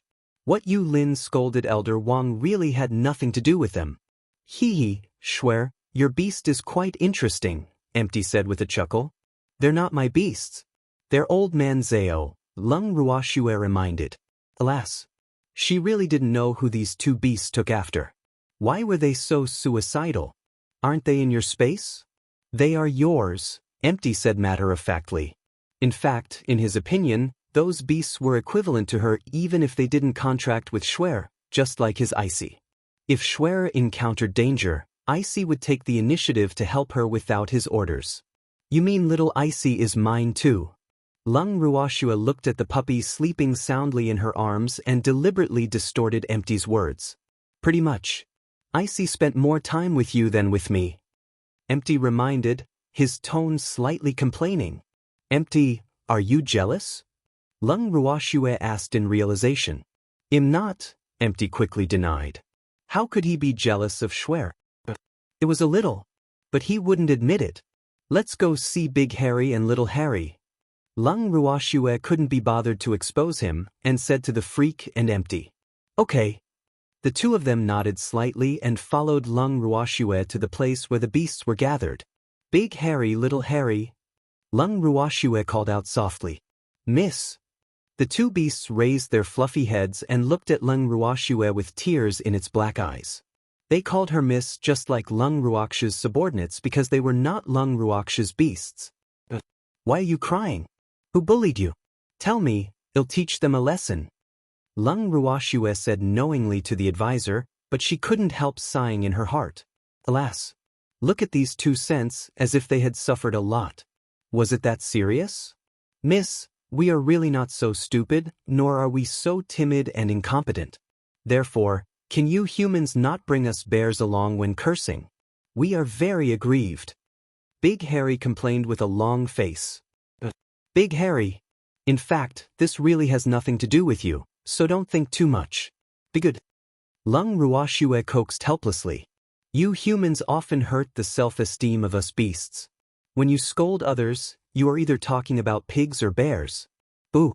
We just look a little clumsy. In fact, we are not stupid at all. Tell me, how did we provoke you? Why are you making things difficult for us? Big Harry was aggrieved, very aggrieved because it often hurt itself being scolded innocently in Myriad Mountain City. However, its reaction at that time was not as big as it was now. However, it knew that beasts also needed self-esteem and self-love after hanging out with Lung Ruoxue's beasts. They could not be bullied and scolded by others. Therefore it was angry. If it hadn't been stopped by the other beasts just now, it and Second Harry wanted to go and teach that president a lesson. Chapter 571. Yu Lin became the target of the two hairy beasts. 2. Big Harry, I'll apologize to you on Yu Lin's behalf, okay? He really didn't do it on purpose. Lung Ruoxue caressed Big Harry's head. Miss, I want to teach him a lesson personally. Big Harry pleaded. It knew that this person was Lan Ming's master, so it didn't want to make things difficult for Miss. Big Harry, Yu Lin is a mystic supremacy. Lung Ruoxue reminded him. Alas. Big Harry's defense might be very powerful, but his strength was still inferior to a mystic supremacy, so she was very afraid that Big Harry would not be calm. Miss, I know. I'll join forces with Little Harry to teach him a lesson. Big Harry scratched its big head. Hee, it was not so stupid to deal with a mystic supremacy by itself. Little Harry and it were level 4 transcendent divine beasts, and their strength was equivalent to a human mystic sovereign. With their powerful defense, they might not necessarily be able to defeat a mystic supremacy, but it would not be a problem to teach him a lesson. Alright. However, I don't want you to be injured. Lung Ruoxue said very cautiously. Yes, we will be careful. Big Harry promised. With Miss' consent, it could teach that old man a lesson freely. Alas. Poor Yu Lin. Empty whispered with a light smile, his handsome face full of gloating. You seem very happy. Lung Ruoxue said in realization. The three of them sat down on the stone chair in front of the purple bamboo hut after persuading Lung Mao. Of course I'm happy, but I'm afraid someone won't be happy. First he was bitten by a dog, and then he was beaten by a bear. Alas, poor fellow. Empty said sympathetically, but there was no sympathy in his tone. Master, I'm not a dog. Icy, which had been closing its eyes, suddenly opened its ice blue eyes and said with slight dissatisfaction. Boo. Master was too evil. He actually called it a dog. Hee, Icy, your transmogrification looks like a puppy. Empty smiled nonchalantly. Then I won't transmogrify anymore. Icy roared furiously. It was really infuriating. That won't do. Little Icy, if you don't change your appearance, I won't be able to bring you out in the future, Lung Ruoxue reminded helplessly. Boo. I don't want to be treated as a dog. Icy looked at Lung Ruoxue with tears in its blue eyes and said aggrievedly. Little Icy, calm down. Just ignore those people with poor judgment. Why fuss about it with them? It's beneath your dignity. Lung Ruoxue coaxed. Yes, little Snowy is right. I'll bite whoever calls me a dog in the future. Icy said as if it had made a big decision. Ah. 2 drops of cold sweat dripped down Lung Ruoxue's forehead. That was really not what she meant. Hee swear, it's getting late. Let's rest early. The freak smiled gently at Lung Ruoxue. Okay. Lung Ruoxue hurriedly nodded. Then she placed the Icy on the stone table, pulled the freak away and left. She didn't dare to continue chatting. Otherwise, she was really afraid that all her beasts would become violent beasts. Why did little Snowy slip away so quickly? I'm not done yet. Icy murmured to itself in puzzlement after seeing Lung Ruoxue and the freak leave. Icy, do you really intend to bite whoever you see in the future? Empty asked curiously. Hee, then he would really become a mad dog. Master, when did I say I'll bite whoever I see? I mean, I'll bite whoever calls me a puppy. Icy corrected. Boo. Master is a baddie. Hee, Icy, the dog that bites isn't a good dog. Empty said fearlessly. Master. Icy roared uncontrollably. Its big ice blue eyes glared fiercely at Empty. Moreover, a layer of tears actually welled up in its eyes as it glared. Icy, I'm going to rest too. Seeing that Icy was crying, Empty hurriedly escaped. Hee. Icy couldn't help revealing a smug smile seeing that its master was scared away. The tears in its blue eyes had long disappeared. Little dog, you're quite good at acting. White Dawn appeared out of nowhere and jumped onto the stone table with slight provocation. Kitten, what do you know? This is called wisdom. Icy said nonchalantly, its face full of pride. It's not good to bully your master. White Dawn reminded. It's okay. My master is used to being bullied by me, Icy said shamelessly. Alas. Your master is so pitiful. White Dawn said with a sympathetic face. It was also very important for the master to find a better beast. Kitten, outsiders won't understand the way I interact with master. Icy closed its eyes and said nostalgically. Little dog, continue bullying your master. I'm going to bed. White Dawn jumped off the stone table and returned to its room. Alas. It's also painful not to be understood by beasts. Icy sighed and then fell asleep. The next day, Lung Ruoxue and the freak went directly to the living room after leaving the bracelet. Little Snowy, you're up. Lan Ming hurriedly greeted Lung Ruoxue and the freak when he saw them. Lass, you really can sleep. It's almost noon, Yu Lin complained as he sat beside Lan Ming. Did President Yu specially look for us? Lung Ruoxue asked very politely. However, she couldn't help but grumble in her heart. What does it have to do with you whether we can sleep or not? We didn't ask you to wait here. Of course, little girl. Thank you for taking care of my disciple during this period of time. Also, you called me old man yesterday. Why are you calling me President Yu again today? Yu Lin pretended to be displeased. Old man still sounded more friendly. Yesterday was yesterday and now is different. Moreover, you don't have to be so polite. In fact, we didn't take care of him much. He has to pay for his food and lodging, Lung Ruoxue said honestly. At the same time, She became alert because she felt that there seemed to be a hidden meaning in Yulin's words. Could there be a trap? Lass, I'm not being polite. You took good care of me even if I paid. Yulin said with a smile. Chapter 572. Yulin became the target of the two hairy beasts. 3. President Yu, since you've emerged from seclusion, we have nothing to do here. We intend to leave Carefree City tomorrow, Leng Ruoxue said bluntly. They had just discussed this in the morning. Leave? Lass, how can it compare to Carefree City? Why don't you stay in Carefree City? This is the holy land in the hearts of mystics. Moreover, not just any mystic can settle in Carefree City, Yulin coaxed, his expression like a big gray wolf that was deceiving Little Red Riding Hood. Thank you for your good intentions, President Yu. We already have a place to stay. Moreover, we won't stay in the same place for too long, Leng Ruoxue said. She didn't know Yulin's intentions, but she didn't intend to let him have his way no matter what he thought. Little girl, are you talking about Myriad Mountain City? To be honest, how is it very chaotic?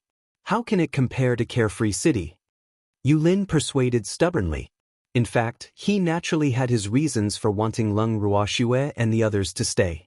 Alas, the situation of the Mystic Association headquarters was very bad now, so he really hoped that Leng Ruoxue could stay in Carefree City. Who asked her subordinates to have so many powerful mystic sovereigns? He didn't want Leng Ruoxue's power to be possessed by any family. Leng Ruoxue didn't intend to rely on any family according to Little Minger, but he couldn't be completely at ease if he couldn't leave them in Carefree City. We don't intend to stay in Myriad Mountain City for long either, Leng Ruoxue said calmly. Lass, where do you intend to stay? Tell me, I can help you find a suitable residence, Yulin asked expectantly. We don't intend to stay in any place for long, Leng Ruoxue said helplessly. She was very helpless against Yulin's stubbornness. Alas, she could finally tell that Yulin was determined to rope them in. Lass, no matter where you want to go to train, you have to have a fixed residence. This way, if you're tired in the future, you'll have a place to rest. You have to know that the feeling of home and inn is different. Yulin Xiao said with affection. Yes, President Yu is right, Leng Ruoxue said nonchalantly. Alas, Yulin might be right, but she had the dry Kuan bracelet, so it was the same wherever they were. They might not stay even if they had a fixed residence. At most, it was to fool others. Hee. In that case, I'll arrange a residence for you in Carefree City. In this way, you won't have to stay in an inn when you come to Carefree City in the future. Yulin said very warmly. All right then. Leng Ruoxue answered reluctantly. Alas, it seemed that Yulin would not give up if she didn't agree. Hee, then come with me quickly. I'll bring you to your residence now. Yulin stood up and said impatiently. So soon? Leng Ruoxue was speechless. She didn't expect Yulin to be so impatient. I've already prepared. Just come with me to take a look, Yulin said happily. Hee. The place he arranged for Leng Ruoxue and the others belonged to the Mystic Association headquarters. They didn't have to look for it on the spot, so how could it not be fast? Okay, let's go. Leng Ruoxue and the freak's eyes met, and they both saw helplessness on each other's faces. Alas. The two of them sighed softly, then stood up reluctantly and left the carefree hall with Yulin. Little Snowy, I'm so sorry. My master made things difficult for you, Lan Ming, who was following Leng Ruoxue and the freak, said shyly on the way. It's okay. It's just a residence. We can't refuse your master's good intentions for your sake. Leng Ruoxue said understandingly. In fact, she really didn't care much. Anyway, whether they stayed or not was up to her. Yulin couldn't force them to stay. Thank you, Lan Ming said softly. Little Lan, Big Harry and Little Harry intend to teach your master a lesson, Leng Ruoxue said after some hesitation. She felt that Lan Ming should be mentally prepared so that his heart wouldn't ache when he saw his master getting beaten up later. At the same time, she told Lan Ming not to interfere in this matter. But my master shouldn't have offended them, right? Lan Ming asked in puzzlement. He really couldn't understand why his master was targeted by those two bears when he had just emerged from seclusion. Alas, Poor master, what bad luck did you have? Unfortunately, I'm sorry, Lung Ruoxue said sympathetically and didn't tell Lan Ming the whole story. Lan Ming was very speechless after hearing it because he felt that his master was really too unlucky. This was simply an undeserved calamity. Little Snowy, can you let those 2 fur claws show mercy? Lan Ming pleaded. Boo. He was really afraid that those 2 bears would beat his master up too badly. Little Lan Lan, your master will definitely be angered to death if he hears you say this. He's a mystic supremacy. How can you not have confidence in him? This is called boosting his beastly aspirations to destroy his master's prestige. Lung Ruoxue said in disapproval. In fact, she was looking forward to the battle between the 2 hairy beasts and Yu Lin. What are you talking about? Why are you walking so slowly? Yu Lin couldn't help asking curiously when he saw Lung Ruoxue and the others walking slowly behind and even chatting as they walked. Nothing. Just chatting. How far are we? Lung Ruoxue couldn't help asking. Where did this Yu Lin want to bring them? They seemed to have walked far away. We're almost there, just ahead, Yu Lin said mysteriously. Master? Lan Ming looked at Yu Lin and hesitated. Boo. He really wanted to remind his master. However, he was afraid that Little Snowy would be unhappy. It seemed like Little Snowy also wanted his master to be taught a lesson. Alas. Master, it's not that I don't want to help you. I'm really helpless. Little Minger, what do you want to say? Why are you stuttering? Yu Lin asked in puzzlement, his handsome face full of question marks. Nothing. I just want to tell the master that I miss you a lot. He gave in seeing Lung Ruoxue's glare. Boo. Master, Little Snowy's abuse of power is really too powerful. I'm afraid of my disciple. Chapter 573. Is this considered a duel? 1. Little Minger, you don't have to tell Master about this. Master understands your intentions. 2 drops of cold sweat dripped down Yu Lin's forehead as he said unnaturally. He couldn't understand why his disciple was so mushy today. Master, you have to take care of your body. Lan Ming said very implicitly. Alas. Hopefully, Master could understand his hint. Don't worry, Master will definitely take care of his body, Yu Lin said in puzzlement, his handsome face full of confusion. Clearly, he didn't understand Lan Ming's hint. Lung Ruoxue was secretly amused as she listened to the conversation between the master and disciple. Little Lan Lan was so gullible. He actually really thought that she didn't allow him to tell her that he wanted to find Yu Lin for a duel. In fact, she didn't glare at him at all because of this. You 2 really have a deep master-disciple relationship. Lung Ruoxue said with slight envy. Of course, I raised Little Minger single-handedly. Yu Lin said proudly. Seems like you're not young anymore, Lung Ruoxue said in realization. Lass, I told you, it only depends on appearance, not age, Yu Lin protested. Boo. This girl was too evil. How could she specially sprinkle salt on his wounds? Age was his fatal injury. How can that do? If my grandfather finds out, he will blame me for not respecting my elders. You should be older than my grandfather, right? Lung Ruoxue guessed. A beautiful smile hung on her face, and her beautiful eyes swirled as she sized up Yu Lin non-stop. It's okay. I don't mind. Don't call me Grandpa. Just call me Big Brother, Yu Lin said fearfully. In your dreams. You're from the grandfather generation. Big Brother? How shameless. The freak was displeased before Lung Ruoxue could say anything. Lung Ruoxue couldn't help laughing lightly when she heard the freak's words. Yu Lin was indeed quite thick-skinned. Swear, let's ignore this disrespectful old man. The freak hugged Lung Ruoxue's slender waist and said affectionately. Okay. Lung Ruoxue was very cooperative. Little Minger, they're bullying me. Yu Lin couldn't help complaining to his disciple as he watched them sing. Master, lead the way quickly. Lan Ming said helplessly. Several black lines involuntarily rolled down his forehead. In fact, he also felt that his master's skin was quite thick. But there was nothing he could do. After all, his master cared the most when others mentioned his age. Well, be there after taking a turn, Yu Lin said with displeasure. Yu Lin was depressed. He led the way with his head lowered, and Leng Ruoxue and the others followed behind him, laughing secretly in their hearts. We're here. This is it. A few minutes later, Yu Lin pointed at a tall mansion and said to Leng Ruoxue and the others, Master, this place is not bad. How did you find this place? Lan Ming asked with a face full of surprise. At the same time, he was a little puzzled in his heart. When did Master become so efficient? He actually found such a good house in just one night. One had to know that such a property was absolutely considered to be at an astronomical price in Carefree City. Moreover, it might not be possible to buy it even if one had money. Nonsense. Of course this place is good. This is the property of our mystic association. Yu Lin roared angrily. He was still angry. Is this the business of the Mystic Association headquarters? I thought the businesses of the headquarters were all tattered. Leng Ruoxue teased with a light smile. After all, the business of the headquarters where Wu Gong lived after she blew up the Mystic Association headquarters was an empty yard that had been abandoned for many years. How is that possible?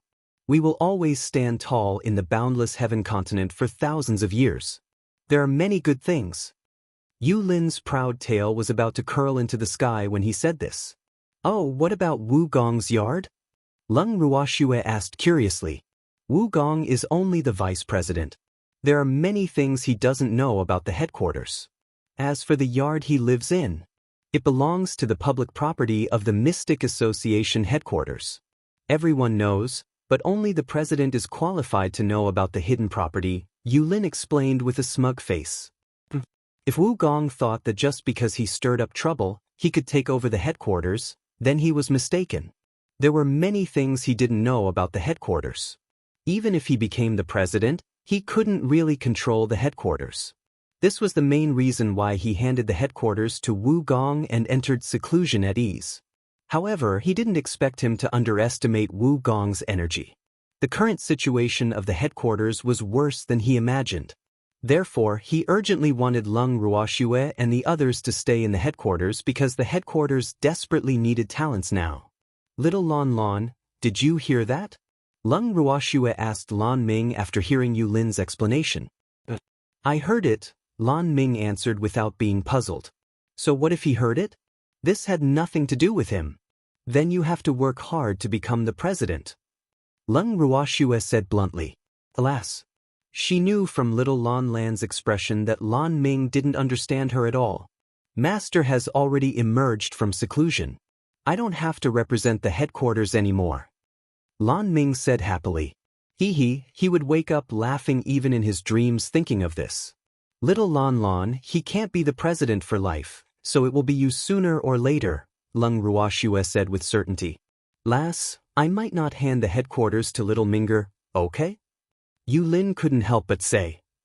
Little Minger was very outstanding, but he had a more suitable candidate now. Then who do you want to hand it to? Leng Ruoxue glared at Yu Lin with some dissatisfaction and asked. She didn't think anyone was more suitable than Lan Ming to be the president of the headquarters. It's a secret. Yu Lin smiled mysteriously, whetting everyone's appetite. Damn old man, you're keeping me in suspense. Don't tell me you really want to be the president of the headquarters for the rest of your life? Leng Ruoxue said doubtfully. Of course not. If the person I fancy is willing to take over the headquarters immediately, I'll pass the position of president to him now. However, I'm afraid he won't. Yu Lin said gloomily, his handsome face full of worry. You really have a candidate? Leng Ruoxue said doubtfully. She thought Yu Lin was lying to her just now. It seemed like he really had a successor. But who would be more suitable than little Lan Lan? Chapter 574. Is this considered a duel? 2. Yes, but he won't agree now, so my journey to seek talents is still very long. Yu Lin said pitifully with a long face. Since that person refuses, don't force him. Let little Lan Lan be your successor.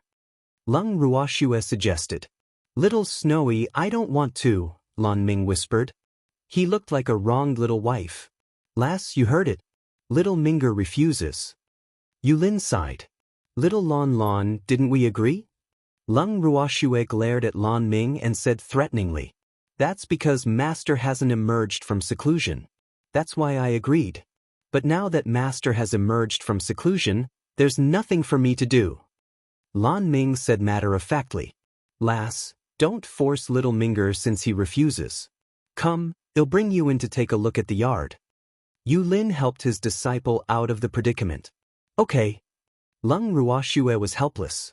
It seemed like she was being nosy. Yulin led the way and led Lung Ruoxue and the others into the yard. Lass, are you satisfied here?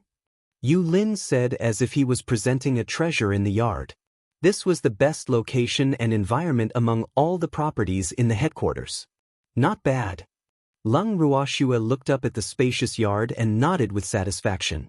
This yard was very big and was the yard of the yard. The pavilions were exquisite and gorgeous. Moreover, there was a clear stream in the yard that ran through the entire yard. It might not be as good as the Lan family's yard, but Lung Ruoxue believed that this yard was absolutely 1-2 in Carefree City. Lass, this yard will belong to you from now on. This is the property deed. Keep it safe. Yulin handed the deed to Lung Ruoxue and reminded her. Thank you. Lung Ruoxue thanked him and then stored the deed in the bracelet. Hee, there's no need to be polite. We're family from now on, Yulin said happily. What do you mean? Lung Ruoxue was puzzled. Lass, you will be an elder of our mystic association from now on, Yulin announced. Elder? I'm not interested. I'll return this house to you if it can only be owned by an elder. Lung Ruoxue said coldly. She took out the deed and threw it directly to Yulin. Damn old man, how dare you plot against me? Lass, what do you mean? Yulin was a little dumbfounded. Did he say something wrong? He didn't seem to have said anything wrong.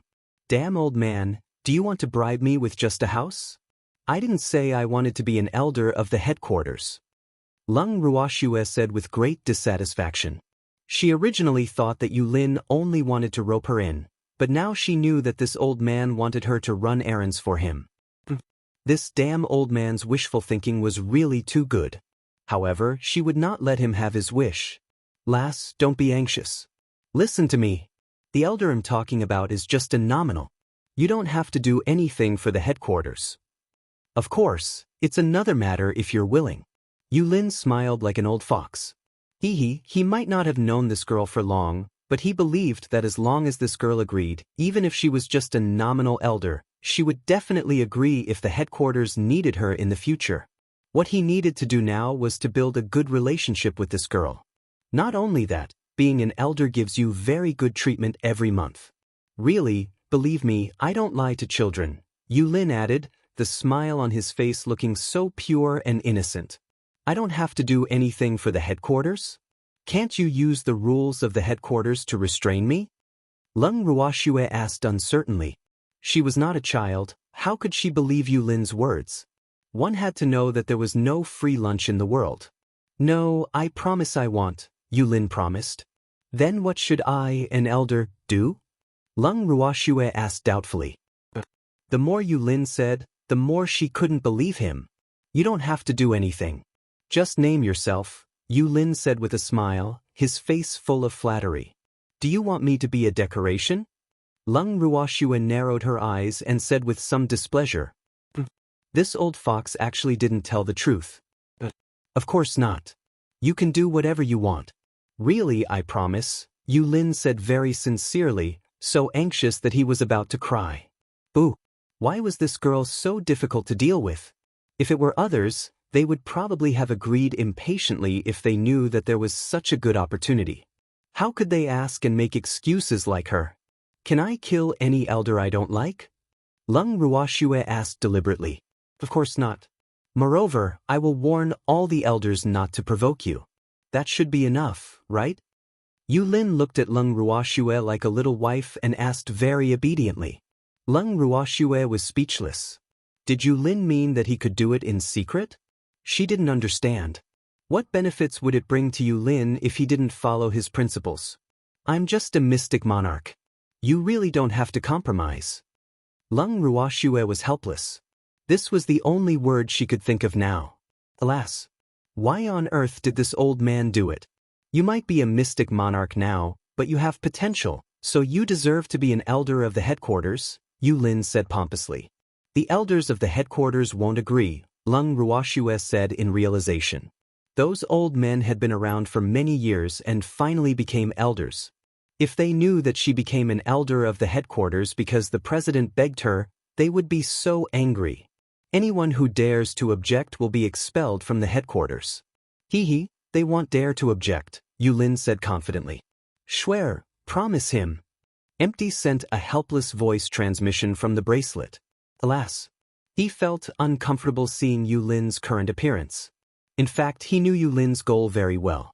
However, he also knew that Swear would not agree with that fellow. Empty, I don't like to be restrained. Lung Ruoxue sent a voice transmission. If she really wanted to be an elder of the headquarters, she would directly get Baby to use mind reading to see what Yu Lin was planning. However, it was precisely because she had no such intentions that she didn't care too much. Chapter 575. Is this considered a duel? 3. Swear, didn't he say that he only wants your name? I think he won't dare to cheat, Empty pleaded for Yu Lin. All right then. Lung Ruoxue sighed and answered reluctantly. Little girl, promise me. Yu Lin couldn't help saying anxiously when he saw Lung Ruoxue not responding for a long time. It's not impossible for me to agree with you, but I have to say the ugly things first. I'm just hanging up. You can't order me to do anything, nor can you use the rules of the headquarters to restrain me.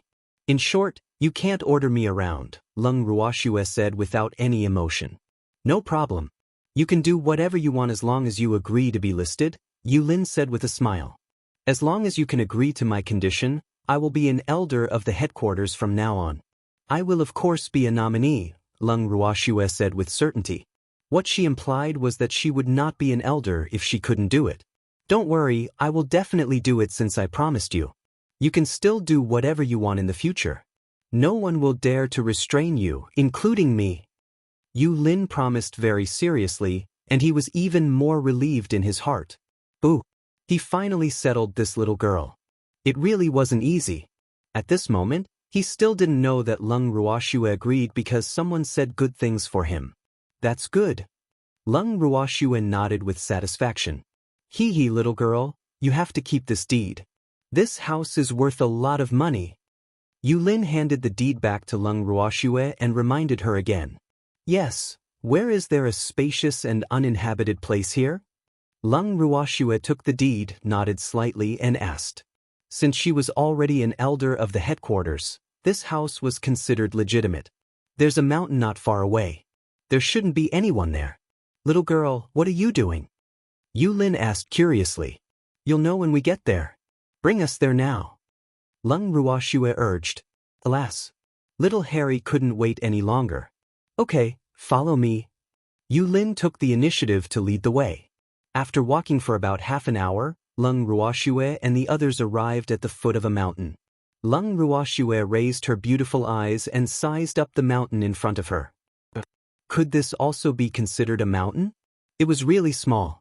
This mountain was about 10 meters tall, and the mountain was lush with greenery. All sorts of trees were planted, and some trees were even covered in red fruits, looking very tempting. Little girl, this place isn't bad, right? This place also belongs to you, Yu Lin said proudly. This is also my territory? Lung Ruoxue asked gloomily. The environment here was very good. Her heart might ache if two hair repaired Yu Lin here and destroyed the scenery here. Of course, that house belongs to you in a radius of 50 kilometers. I'll be happy, Yu Lin said with a smile. Is there anywhere nearby that doesn't belong to me? Lung Ruoxue couldn't help asking. Yes, but it's a little far from here. Yu Lin frowned and said after some thought. He didn't know what this girl wanted to do, but why did he have a bad premonition? It's okay. Bring us there. Lung Ruoxue summoned the little peacock from the bracelet and said, Boss Master, should I bring you to the place we went last time? The little peacock suggested. It was referring to the place where they had grilled fish last time. There's no need. Just go to the place that this old man mentioned. 2 drops of cold sweat dripped down Lung Ruox's forehead. The place that the little peacock mentioned was very far from Carefree City. Yes, the little peacock answered. After everyone sat on its back, it raised its wings and flew toward the place Yu Lin mentioned. Lass, why does it call you boss master? Yu Lin asked in puzzlement after taking off. Because I'm its boss master. Lung Ruoxue explained lightly as she leaned in the freak's arms. Then who is its boss? Yu Lin was a little confused. He felt that his intelligence had fallen sharply when facing this little girl. Its boss is my contract beast. Lung Ruoxue looked at Yu Lin like he was an idiot. Actually, she deliberately didn't say it clearly. Lass, did anyone tell you that you're a waste? Yu Lin couldn't help asking after being speechless for a while. How am I wasting? I'm very frugal. Lung Ruoxue said in disapproval. You're frugal? Lass, this little peacock is a level 4 transcendent divine beast, right? Yu Lin asked. You're a mystic supremacy. Can't you tell? Lung Ruoxue said disdainfully. Of course I can see it. I mean, it's a level 4 transcendent divine beast. Do you know the value of transcendent divine beasts on the boundless heaven continent? Yu Lin said with some envy, jealousy, and hatred. Boo! This was a transcendent divine beast. It was actually becoming this naughty girl's beast's underling. It was really degrading itself. He really couldn't understand why this transcendent divine beast would do this. At the same time, he was a little curious about the level of Lung Ruox's beast. It was actually able to make a level 4 transcendent divine beast willingly be an errand boy. One had to know that transcendent divine beasts above level 4 were very precious. He might be a mystic supremacy and the president of the Mystic Association headquarters, but his beast was only a level 5 transcendent divine beast. Boo! That was only after he tried his best and finally contracted it. However, a level 4 transcendent divine beast was only an errand boy here.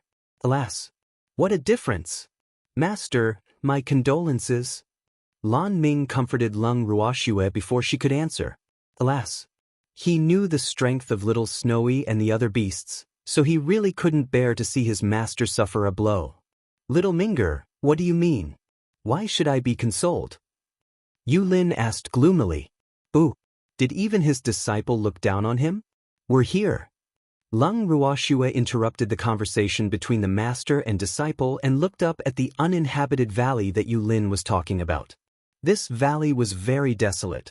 The temperature at the bottom of the valley was very low, and the entire valley was not very big. However, it was enough to compete with Yu Lin.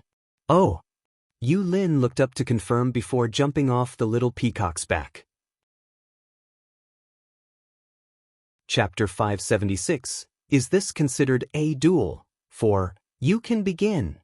Lung Ruoxue moved the 2 hairy beasts out of the bracelet and said to them, Thank you, Mississippi.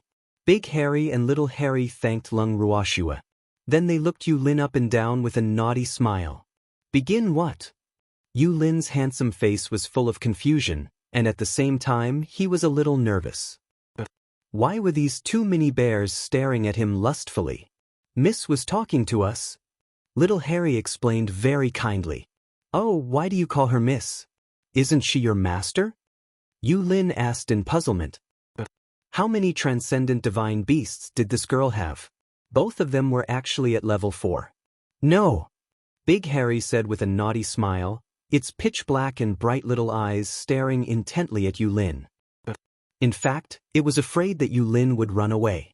Oh, please don't look at me with perverted eyes, okay? I'm scared. Yu Lin suggested fearfully, unable to bear the 2 bears' gazes. Fuck, do you see our perverted eyes? Big Harry was even angrier when he heard Yu Lin's words. This annoying human said that others were bear-like yesterday, and today, he said that they were perverted. They were really bullying bears. If the bear didn't show its might, they would treat it as a panda. I saw it with both eyes. Don't keep staring at me. They'll be shy. Yu Lin didn't want to be targeted by the beasts because the 2 little bears looked at him with unfriendly eyes. You're not a female bear. How can we be interested in you? Don't flatter yourself. Little Harry pouted disdainfully. Then why are you staring at me? Yulin said gloomily. Of course, he knew that he was not a female bear. The two bears didn't have to tell him this fact. Because we want to beat you up. Big Harry transformed back into its original form and threw a huge bear paw at Yulin. Oh my god. Lass, your beast has gone crazy. Yulin hurriedly dodged Big Harry's attack and shouted at Lung Ruoxue. Pa! At the same time, a crisp sound sounded in the spacious valley. You perverted bear, don't hit my butt. Immediately after, Yulin's scream sounded. Boo! He dodged Big Harry's attack, but he forgot to guard against the transmogrified bear. Fortunately, that bear was transmogrified, or his butt would definitely be shattered. I did. So what? Little Harry said shamelessly, its fluffy little face full of pride. You perverted bear. Yulin roared angrily. At the same time, he stared at Lung Ruoxue pitifully. Boo! These two bears were released by the naughty girl. Would this girl blame him if he injured these two bears? He was a little conflicted. He had spent a lot of effort to obtain Lung Ruoxue from the headquarters. He couldn't let her run away in anger because of these two bears. What should he do? He was in a dilemma. Boo! Forget it, he should bear with it. He didn't know how he had offended these two little fellows, but he absolutely couldn't ruin the friendship he had with the little girl that he had worked so hard to establish just because of the two bears. Don't look at me. Be careful of your butt. Lung Ruoxue reminded speechlessly. Alas. Little Harry was really evil. You released them. Boo-hoo. Yulin said aggrievedly and kept dodging two Harry's bear paw attacks. They want to duel with you, so I can only fulfill their wish. Lung Ruoxue said innocently. Is this considered a one-on-one? Yulin couldn't help asking. Boo. How can you bully me like this? It's not like I can't count. Moreover, he only knew today that the pincer attack of the two bears was called a one-on-one. Doesn't it count? Lung Ruoxue's beautiful face was full of doubts. Of course not. One-on-one is considered a one-on-one fight. Yulin was helpless. Boo! How could this girl pretend to be stupid? It was too much. He had to dodge Lao Harry's attack while he was being willy-nilly. Not only that, he had to take care of everything from top to bottom. Moreover, he didn't dare to fight back because he was afraid that this little girl would be angry if he injured the two bears. Alas. It really wasn't easy for him. A mighty mystic supremacy was actually bullied so badly by others and bears. Boo! Was there any justice in this world? They're one-on-one. They didn't attack you together. Lung Ruoxue observed carefully and then said with certainty. Hee, little Harry only attacked after Big Harry attacked. This was a one-on-one, right? Can I attack then? Yulin was speechless and couldn't be bothered to quibble anymore. He asked bluntly because he knew that he would definitely be angered to death by this girl if he continued talking. Moreover, he knew today that if the two beasts didn't attack together, it would be considered a one-on-one fight. Boo! That was obviously a tag team battle. The mystic supremacy would also be exhausted to death if there were more beasts. I didn't say you can't attack. Big Harry and Little Harry want to fight you one-on-one. Wouldn't it be one-sided if you don't attack? That kind of battle won't be good either. Lung Ruoxue said aggrievedly, her expression was very innocent. Damn it, why didn't you say so earlier? Yulin roared angrily. Then his aura suddenly changed, and he directly released his might as a mystic supremacy to sweep at the two hairy beasts. I thought you knew. So you've never been challenged? Lung Ruoxue said in realization. Yulin was so angry that he couldn't say anything. Boo! This actually became his fault. Thinking of this, he couldn't help vent all his anger on the two bears, directly sending a dazzling stream of mystic energy at the two hairy beasts. The mystic power of a mystic supremacy was not to be underestimated. Big Harry jumped gently to the side. At the same time, an earth attribute curtain wall appeared in front of the two hairy beasts. When the two hairy beasts saw this, he directly returned to his original form and added another curtain wall in front of the two beasts. Hee, little Yulin, your mystic energy isn't good. You can't even break through our defense. Big Harry provoked mischievously and kept dancing around with a smug expression on his face. Ha! Lung Ruoxue, who was watching the commotion by the side, couldn't help laughing when she heard little Yulin. The freak naturally laughed without giving him face. Only Lan Ming was more reserved. He quietly turned his head and covered his mouth to laugh secretly. Chapter 577, The Main Beasts in Agony, 1. Damn it, don't call me little Yulin. Don't go on the double defense if you dare.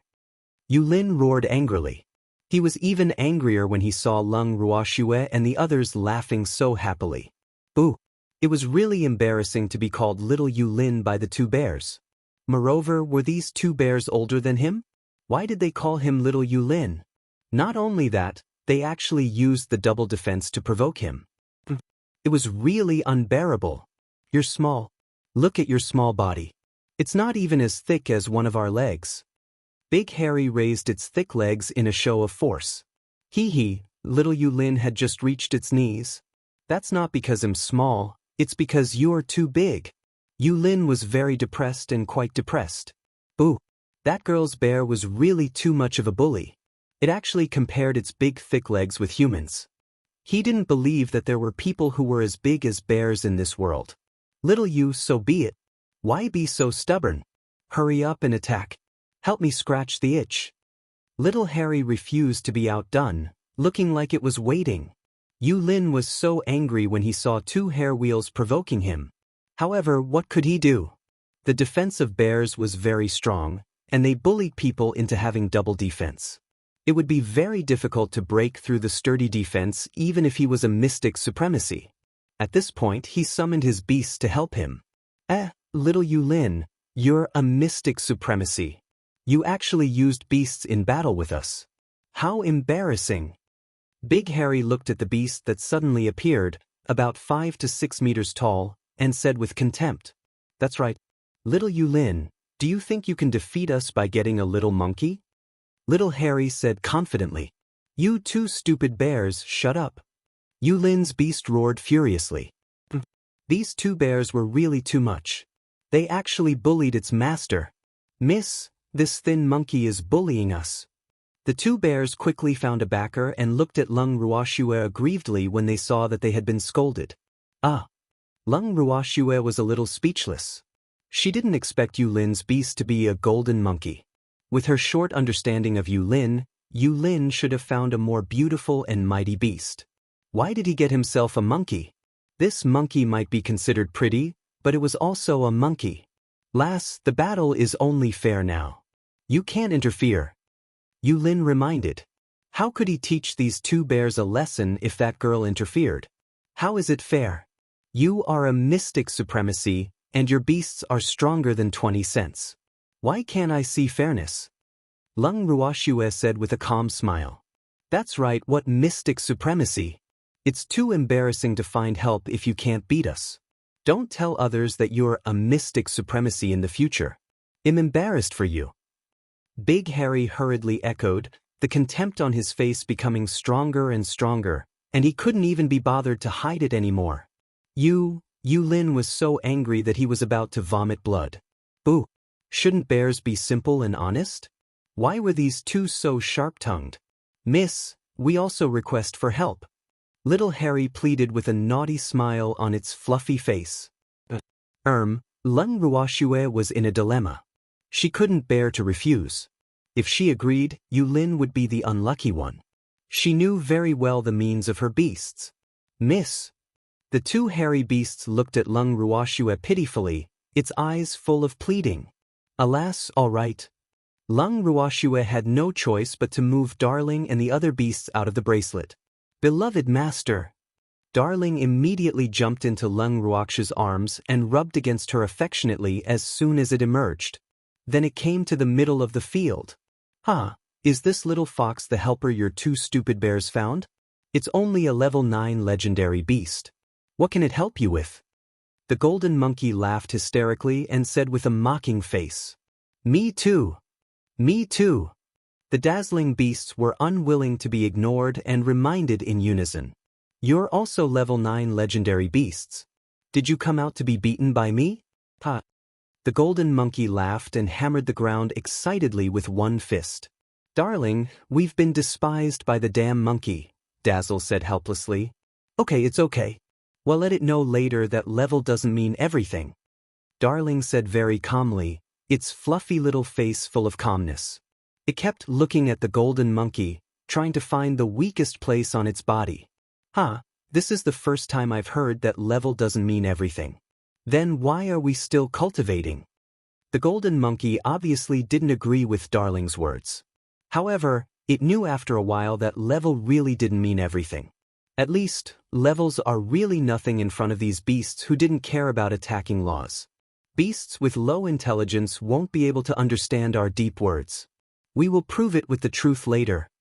Darling sat on Big Harry's lap, crossed its legs, and said regretfully, Yes, Darling, this monkey's intelligence is too low.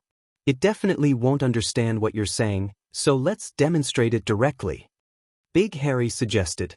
Okay, Big Harry, Little Harry, just deal with Little Yulin. Leave this monkey to us. Darling patted its chest with its little paw and said confidently, Okay. The two hairy beasts grinned happily, their faces full of schadenfreude. Yulin and the golden monkey were not as happy as they were. In their hearts, these beasts were really arrogant. Little Snowy, get your beasts to show mercy. Lan Ming, who was watching the commotion, pleaded worriedly. Boo! Little Snowy and the other beasts were smart and cunning, not something that the two bears could compare with. Moreover, he had seen the means of these beasts more than once. They were really too ruthless. His master's tender skin would definitely not be able to take it. Your master is a mystic supremacy, Lung Ruoxue reminded. Alas, why was little Lon Lon so lacking in confidence in his master? You have a lot of beasts. Moreover, you don't play by the rules. Even a mystic supremacy will suffer. Lan Ming said worriedly. Chapter 578, The Main Beasts in Agony, 2. Little Lon Lon, you have to have confidence in your master. Otherwise, your master will be unhappy. Lung Ruoxue gave Lan Ming a look because Yulin was already staring at his disciple. Little Snowy. Lan Ming was unwilling to give up and wanted to say something, but he was interrupted by Lung Ruoxue. Alas, how can our beast be so cute? Lung Ruoxue said with infinite emotion. Darling even cooperated and gave her a flying kiss after hearing what she said. Damn fox. I'll deal with it when I have the chance.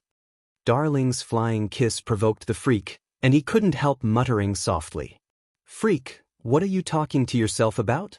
Lung Ruoxue asked curiously. I wanted to say how can our beasts not be cute? The freak quickly corrected himself. Yes, their beasts are good. Lung Ruoxue agreed. Darling, you have to work hard and teach this monkey a lesson. Lung Ruoxue added. Lass, is this still a duel? Yulin asked angrily when he heard Lung Ruoxue. Yes. They want attack together. Don't worry. Lung Ruoxue comforted very kindly. Yulin couldn't be bothered with Lung Ruoxue's obviously protective and bullying behavior. Boo! Little Minger didn't help him either. He couldn't blame that naughty girl, so he could only blame his disciple. Little Yulin, continue fighting. Don't waste everyone's precious time. Big Harry urged with backup. I can admit defeat. Yulin said speechlessly. He really didn't want to fight with beasts with abnormal defense. Levels wouldn't be of much use in such a battle. Of course, you can't. Admitting defeat is the behavior of a coward. You are a mystic supremacy, you can't do such an embarrassing thing. Little Harry said with a naughty smile. They wanted to teach Yulin a lesson. How could they let him admit defeat so easily? You are the despising mystic supremacies. What's wrong with mystic supremacies? Mystic supremacies are also humans. Why can't you admit defeat? Yulin said indignantly. Boo!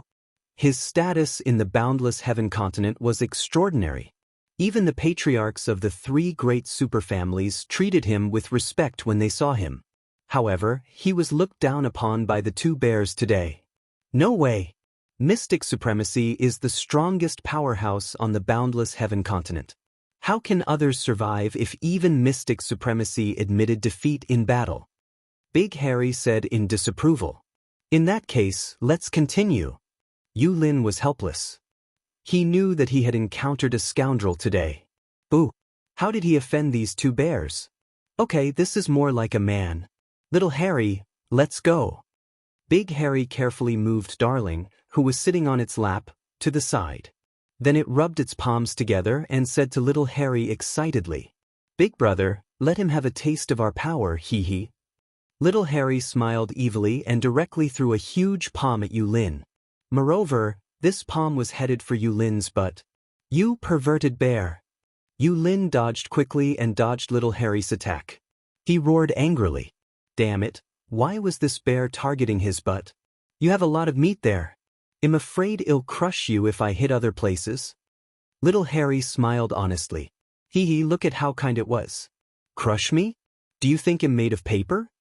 Yulin's anger surged to the top of his head as he roared with a flushed face. Pretty much.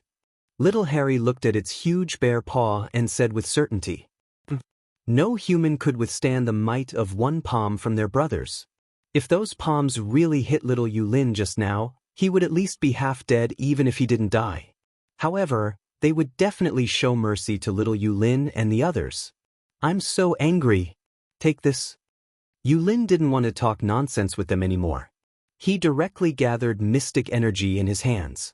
Then, the majestic green mystic energy formed a huge whirlpool. The whirlpool seemed to have a suction force, bringing sand and stones flying. The golden monkey jumped away from the center of the battlefield as soon as Yulin used his mystic technique to avoid being affected. Others might not be aware of the power of its master's mystic technique, but it was very clear. What a strong wind! Darling and the other beasts hurriedly jumped into Lung Ruaksha's arms to seek protection lest they were sucked away by the strange wind. Is this a wind attribute heaven-grade mystic technique? Lung Ruashua asked Lan Ming as she hugged the beasts in her arms tightly. Yes, this is one of Master's unique skills. It's called Rising Wind and Cloud. It's a very powerful offensive heaven-grade mystic technique. Lan Ming explained. Alas, it seemed like Master was really angry. He actually even used his unique skill. He didn't know if those two bears could withstand it. Little Snow would definitely go crazy if those two bears were injured. He was really conflicted. It looks pretty powerful. Lung Ruashua praised. This skill was good. Okay. Lan Ming nodded. Alas, how could it not be powerful? This skill was very difficult. Not even mystic supremacies with the wind attribute could use it. Lung Ruashue and the others discussed softly by the side, while the two hairy beasts, which were in the whirlpool, also secretly communicated via voice transmission. Big brother, what should we do now? Little Harry asked worriedly. This skill was very powerful. It had yet to really unleash it, but it could already feel the intimidating pressure. It didn't know if the brothers could withstand it if they joined forces. Don't worry. He's a mystic supremacy. Isn't it normal to have powerful mystic techniques? What are you afraid of? We have to be confident in our defense. In Miss words, we'll deal with whatever comes. So don't be afraid. Even if we can't beat him, there's still Miss, isn't there? Big Harry comforted very calmly. Clearly, it had already treated Lung Ruashue as its life-saving straw. However, in fact, it thought was right. Lung Ruashue naturally wouldn't watch Yulin kill them. Yes, Big Brother is right. Little Harry composed itself and agreed. Moreover, it added another defense to the two beasts. The mystic energy used to activate such a mystic technique would definitely not be small. Therefore, it guessed that it was impossible for Yulin to release such a mystic technique twice in a row. Therefore, as long as they could withstand Yulin's wave of attacks, it would be their turn to beat Yulin up next. Chapter 579, The Main Beasts in Agony, 3. While the two hairy beasts were communicating, Yulin's mystic technique had already been brewed. Moreover, it swept towards the two hairy beasts with a strong hurricane. Lung Ruashue, the other two, and the other beasts couldn't help but gasp as they watched this exciting scene. Their gazes followed the tornado to where the two hairy beasts were. Little Harry, we have to defend. Big Harry roared and connected several more layers of defense. Seeing this, Little Harry hurriedly added a few more layers of defense. Now, both it and Big Harry were like an iron wall in front of them. Whether they could defend or not was also a huge test for them. In an instant, the tornado had already collided with the huge earthen yellow curtain wall. The curtain wall didn't budge at all after the first collision. There was still no gap in the curtain wall after the second collision. After 3 collisions, a small gap that couldn't be seen by the inner eye appeared on the curtain wall. On the 4th time, the curtain wall shattered when the tornado collided with the earthen yellow curtain wall. At the same time, the mystic energy in the hurricane was exhausted, and the entire valley temporarily returned to calm. Yulin sat on the ground while panting. He glared at the 2 bears, which were also very tired but refused to be outdone, and glared back at Yulin. They actually tied with little Yulin because neither of them could do anything to the other with mystic techniques. Moreover, the stamina and mystic energy of both sides were very consumed, so they temporarily didn't have the strength to launch any more attacks. How did I offend you? Yulin sighed and asked in puzzlement. Alas, the defense of these 2 bears was really abnormal. The mystic technique he used just now was difficult for even a mystic supremacy to defend against, but they actually defended themselves. They were very powerful even though they were working together. You scolded me yesterday, Big Harry explained while panting heavily. Then it lay on its back on all 4s. What does this have to do with you? Could it be that you know Elder Wang and are here to avenge him? Yulin said doubtfully. Who do you think Elder Wang is? Would we vent our anger for him? You can scold anyone if you want to. Why must you bring us along? Did we bears offend you? I'm very displeased. Little Harry roared like a gangster. Just because of this? Yulin felt that this battle was really unjust. He just unintentionally said bear form. How did he really attract 2 bears for himself? Boo. Yes, little Yulin, don't be anxious. Well, rest for a while and beat you up properly. Big Harry pouted. Didn't we draw? Why do you still have to beat me up? Yulin said with a long face, depressed. He didn't have any strength left now, so how could he be a match for the 2 bears? Thinking of this, his gaze couldn't help turning to Lung Ruoxue, hoping that she could help him plead. Unfortunately, Lung Ruoxue turned her head to the other side, completely ignoring the anticipation in his eyes. Just as Yulin was complaining in his heart that Lung Ruoxue was disloyal, a shrill scream reverberated through the entire valley. Immediately, everyone's gazes were attracted by the voice. Ta-da!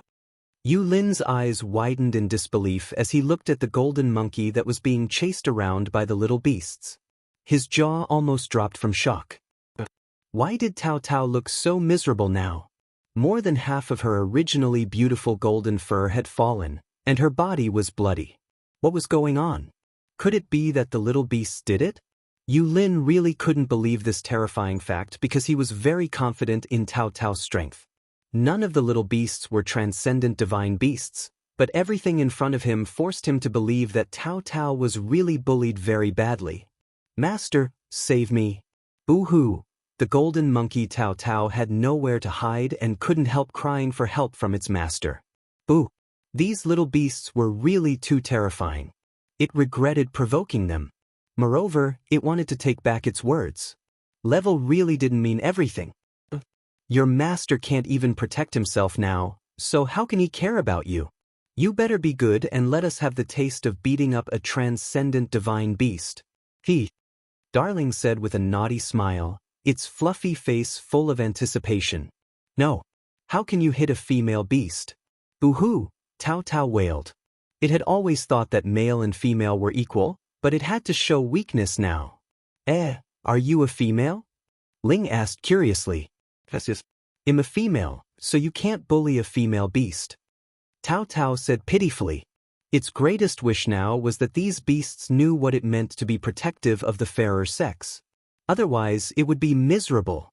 So what if you are a female? In our hearts, all other female beasts can be beaten up except for the female beasts of Master and Master. Darling said without any pity for the fairer sex. Why didn't you say you were a female when you were humiliating us just now? There's no way you can pretend to be pitiful now. You're too evil. Tao Tao said with tears streaming down its face. Boo!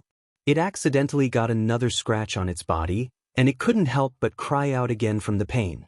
Why were these beasts so fast? It couldn't understand. This shouldn't be the case. It wouldn't have the slightest power to retaliate like this, because it was only focused on dodging. Moreover, it could dodge to the left and it would be hit from the back. Tao Tao! Yu Lin stood up from the ground with some effort, seeing his beast's miserable appearance. At the same time he stood up, the two hairy beasts also stood up. Hee, they had just secretly eaten Miss Pill and their stamina had almost recovered, so dealing with little Yu Lin would be easy. Master, save me! Tao Tao cried loudly. In just a while, several more wounds appeared on its body. Hee, little Yu Lin, we are your opponents, little Harry said with a smile, its expression very pure. I don't want to fight you now, Yu Lin said helplessly. At the same time, he was about to put the pitiful Tao Tao into the spirit beast space when a huge claw swung over and happened to slap his butt. Chapter 580. The Main Beasts in Agony, 4, Aha! A scream as miserable as Tao Tao's sounded from Yu Lin's mouth. The power of that voice was even greater than Tao Tao's. I missed. I'm sorry.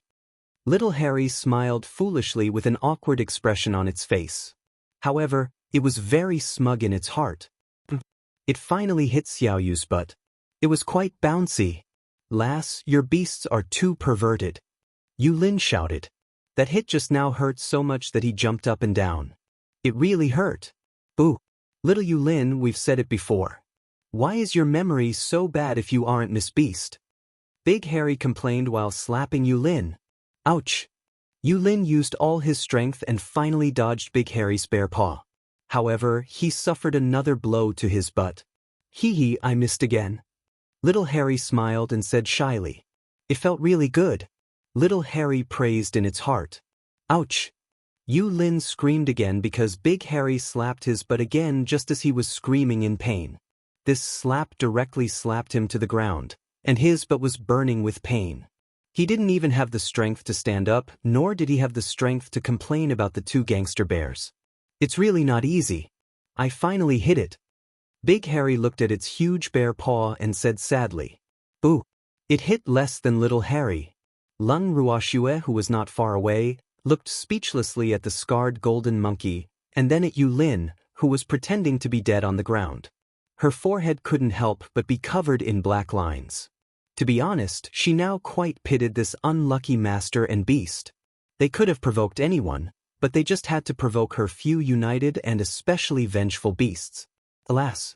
Little Snowy, let them stop. Lan Ming pleaded beside Lung Ruoxue. Alas! Poor master and Tao Tao. He really had nothing to help them except pity. Okay, darling Big Harry, stop. Lung Ruoxue nodded slightly and said to Darling and the two hairy beasts. Okay, master, Darling answered very obediently. At the same time, it gave Dazzle and the other beasts a look, and they stopped chasing and intercepting the monkey. The two hairy beasts also stopped waving their bare paw at Yu Lin. Master, we're finally safe. Boo-hoo! Tao Tao hurriedly ran to Yu Lin's side and cried when she saw that the danger was resolved. Yes. Yu Lin nodded and hugged Tao Tao while the two beasts cried together. Lung Ruoxue didn't know whether to laugh or cry when she saw Yu Lin and Tao Tao crying. They only suffered some superficial wounds. Did they have to cry like this? Her beasts knew their limits when they attacked, so she watched the commotion with relief. Master here. Lan Ming braced himself and walked to Yu Lin's side helplessly and handed him 2 pills. You heartless bad disciple. Yu Lin took the pill, ate one himself, and fed Tao Tao another. Then he roared at Lan Ming angrily. You're full of energy when you scold people. It seems like you're fine. Lung Ruoxue and the freak walked over and teased. Nothing? Who said I'm fine? My butt still hurts. Yu Lin glared at Lung Ruoxue angrily. Boo! It was all her hooligan beast's fault. Is that so? Big Harry, little Harry, you spanked him. He's still in pain. You have to be responsible for treating him. Lung Ruoshua ordered 2 hairy beasts directly. Yes, Mississippi. We will definitely be responsible. Big Harry promised, his fluffy face revealing a rather wretched smile. Little Jade Lin, don't be scared. We won't leave you alone. After speaking, little Harry directly carried Yulin on its body like it was carrying a sack.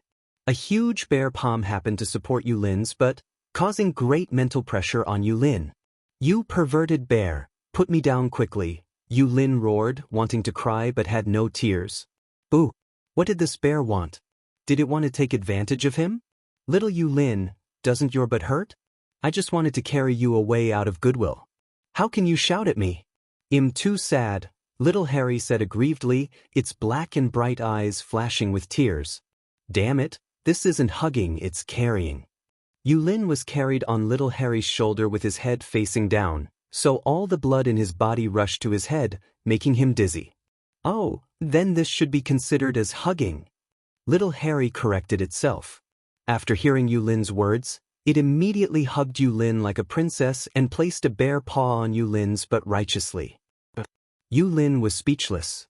He realized that he was indeed not on the same channel as this hooligan bear because they could not communicate at all. He simply shut his mouth at this point. Ha!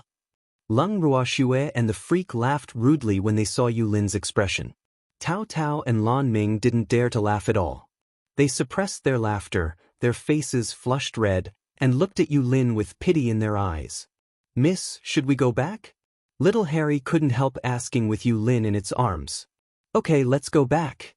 Lung Ruoshua sat directly on the little peacock's back after speaking, and the others and beasts sat up one after another.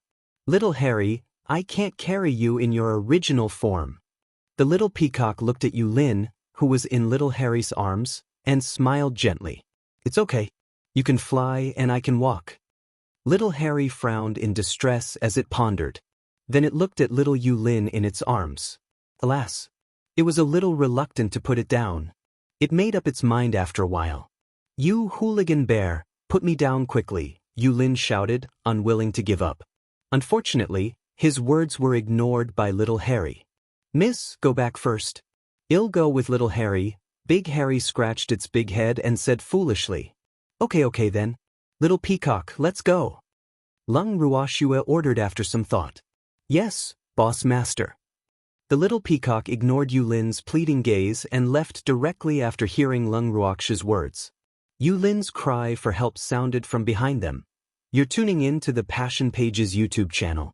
We're so grateful for your support, and don't forget to subscribe to join us on this incredible journey through captivating stories. Your generosity through donations truly makes a world of difference, as it's the primary source of revenue that allows me to expand and enhance this channel for you. Thank you from the bottom of my heart for being a part of this adventure.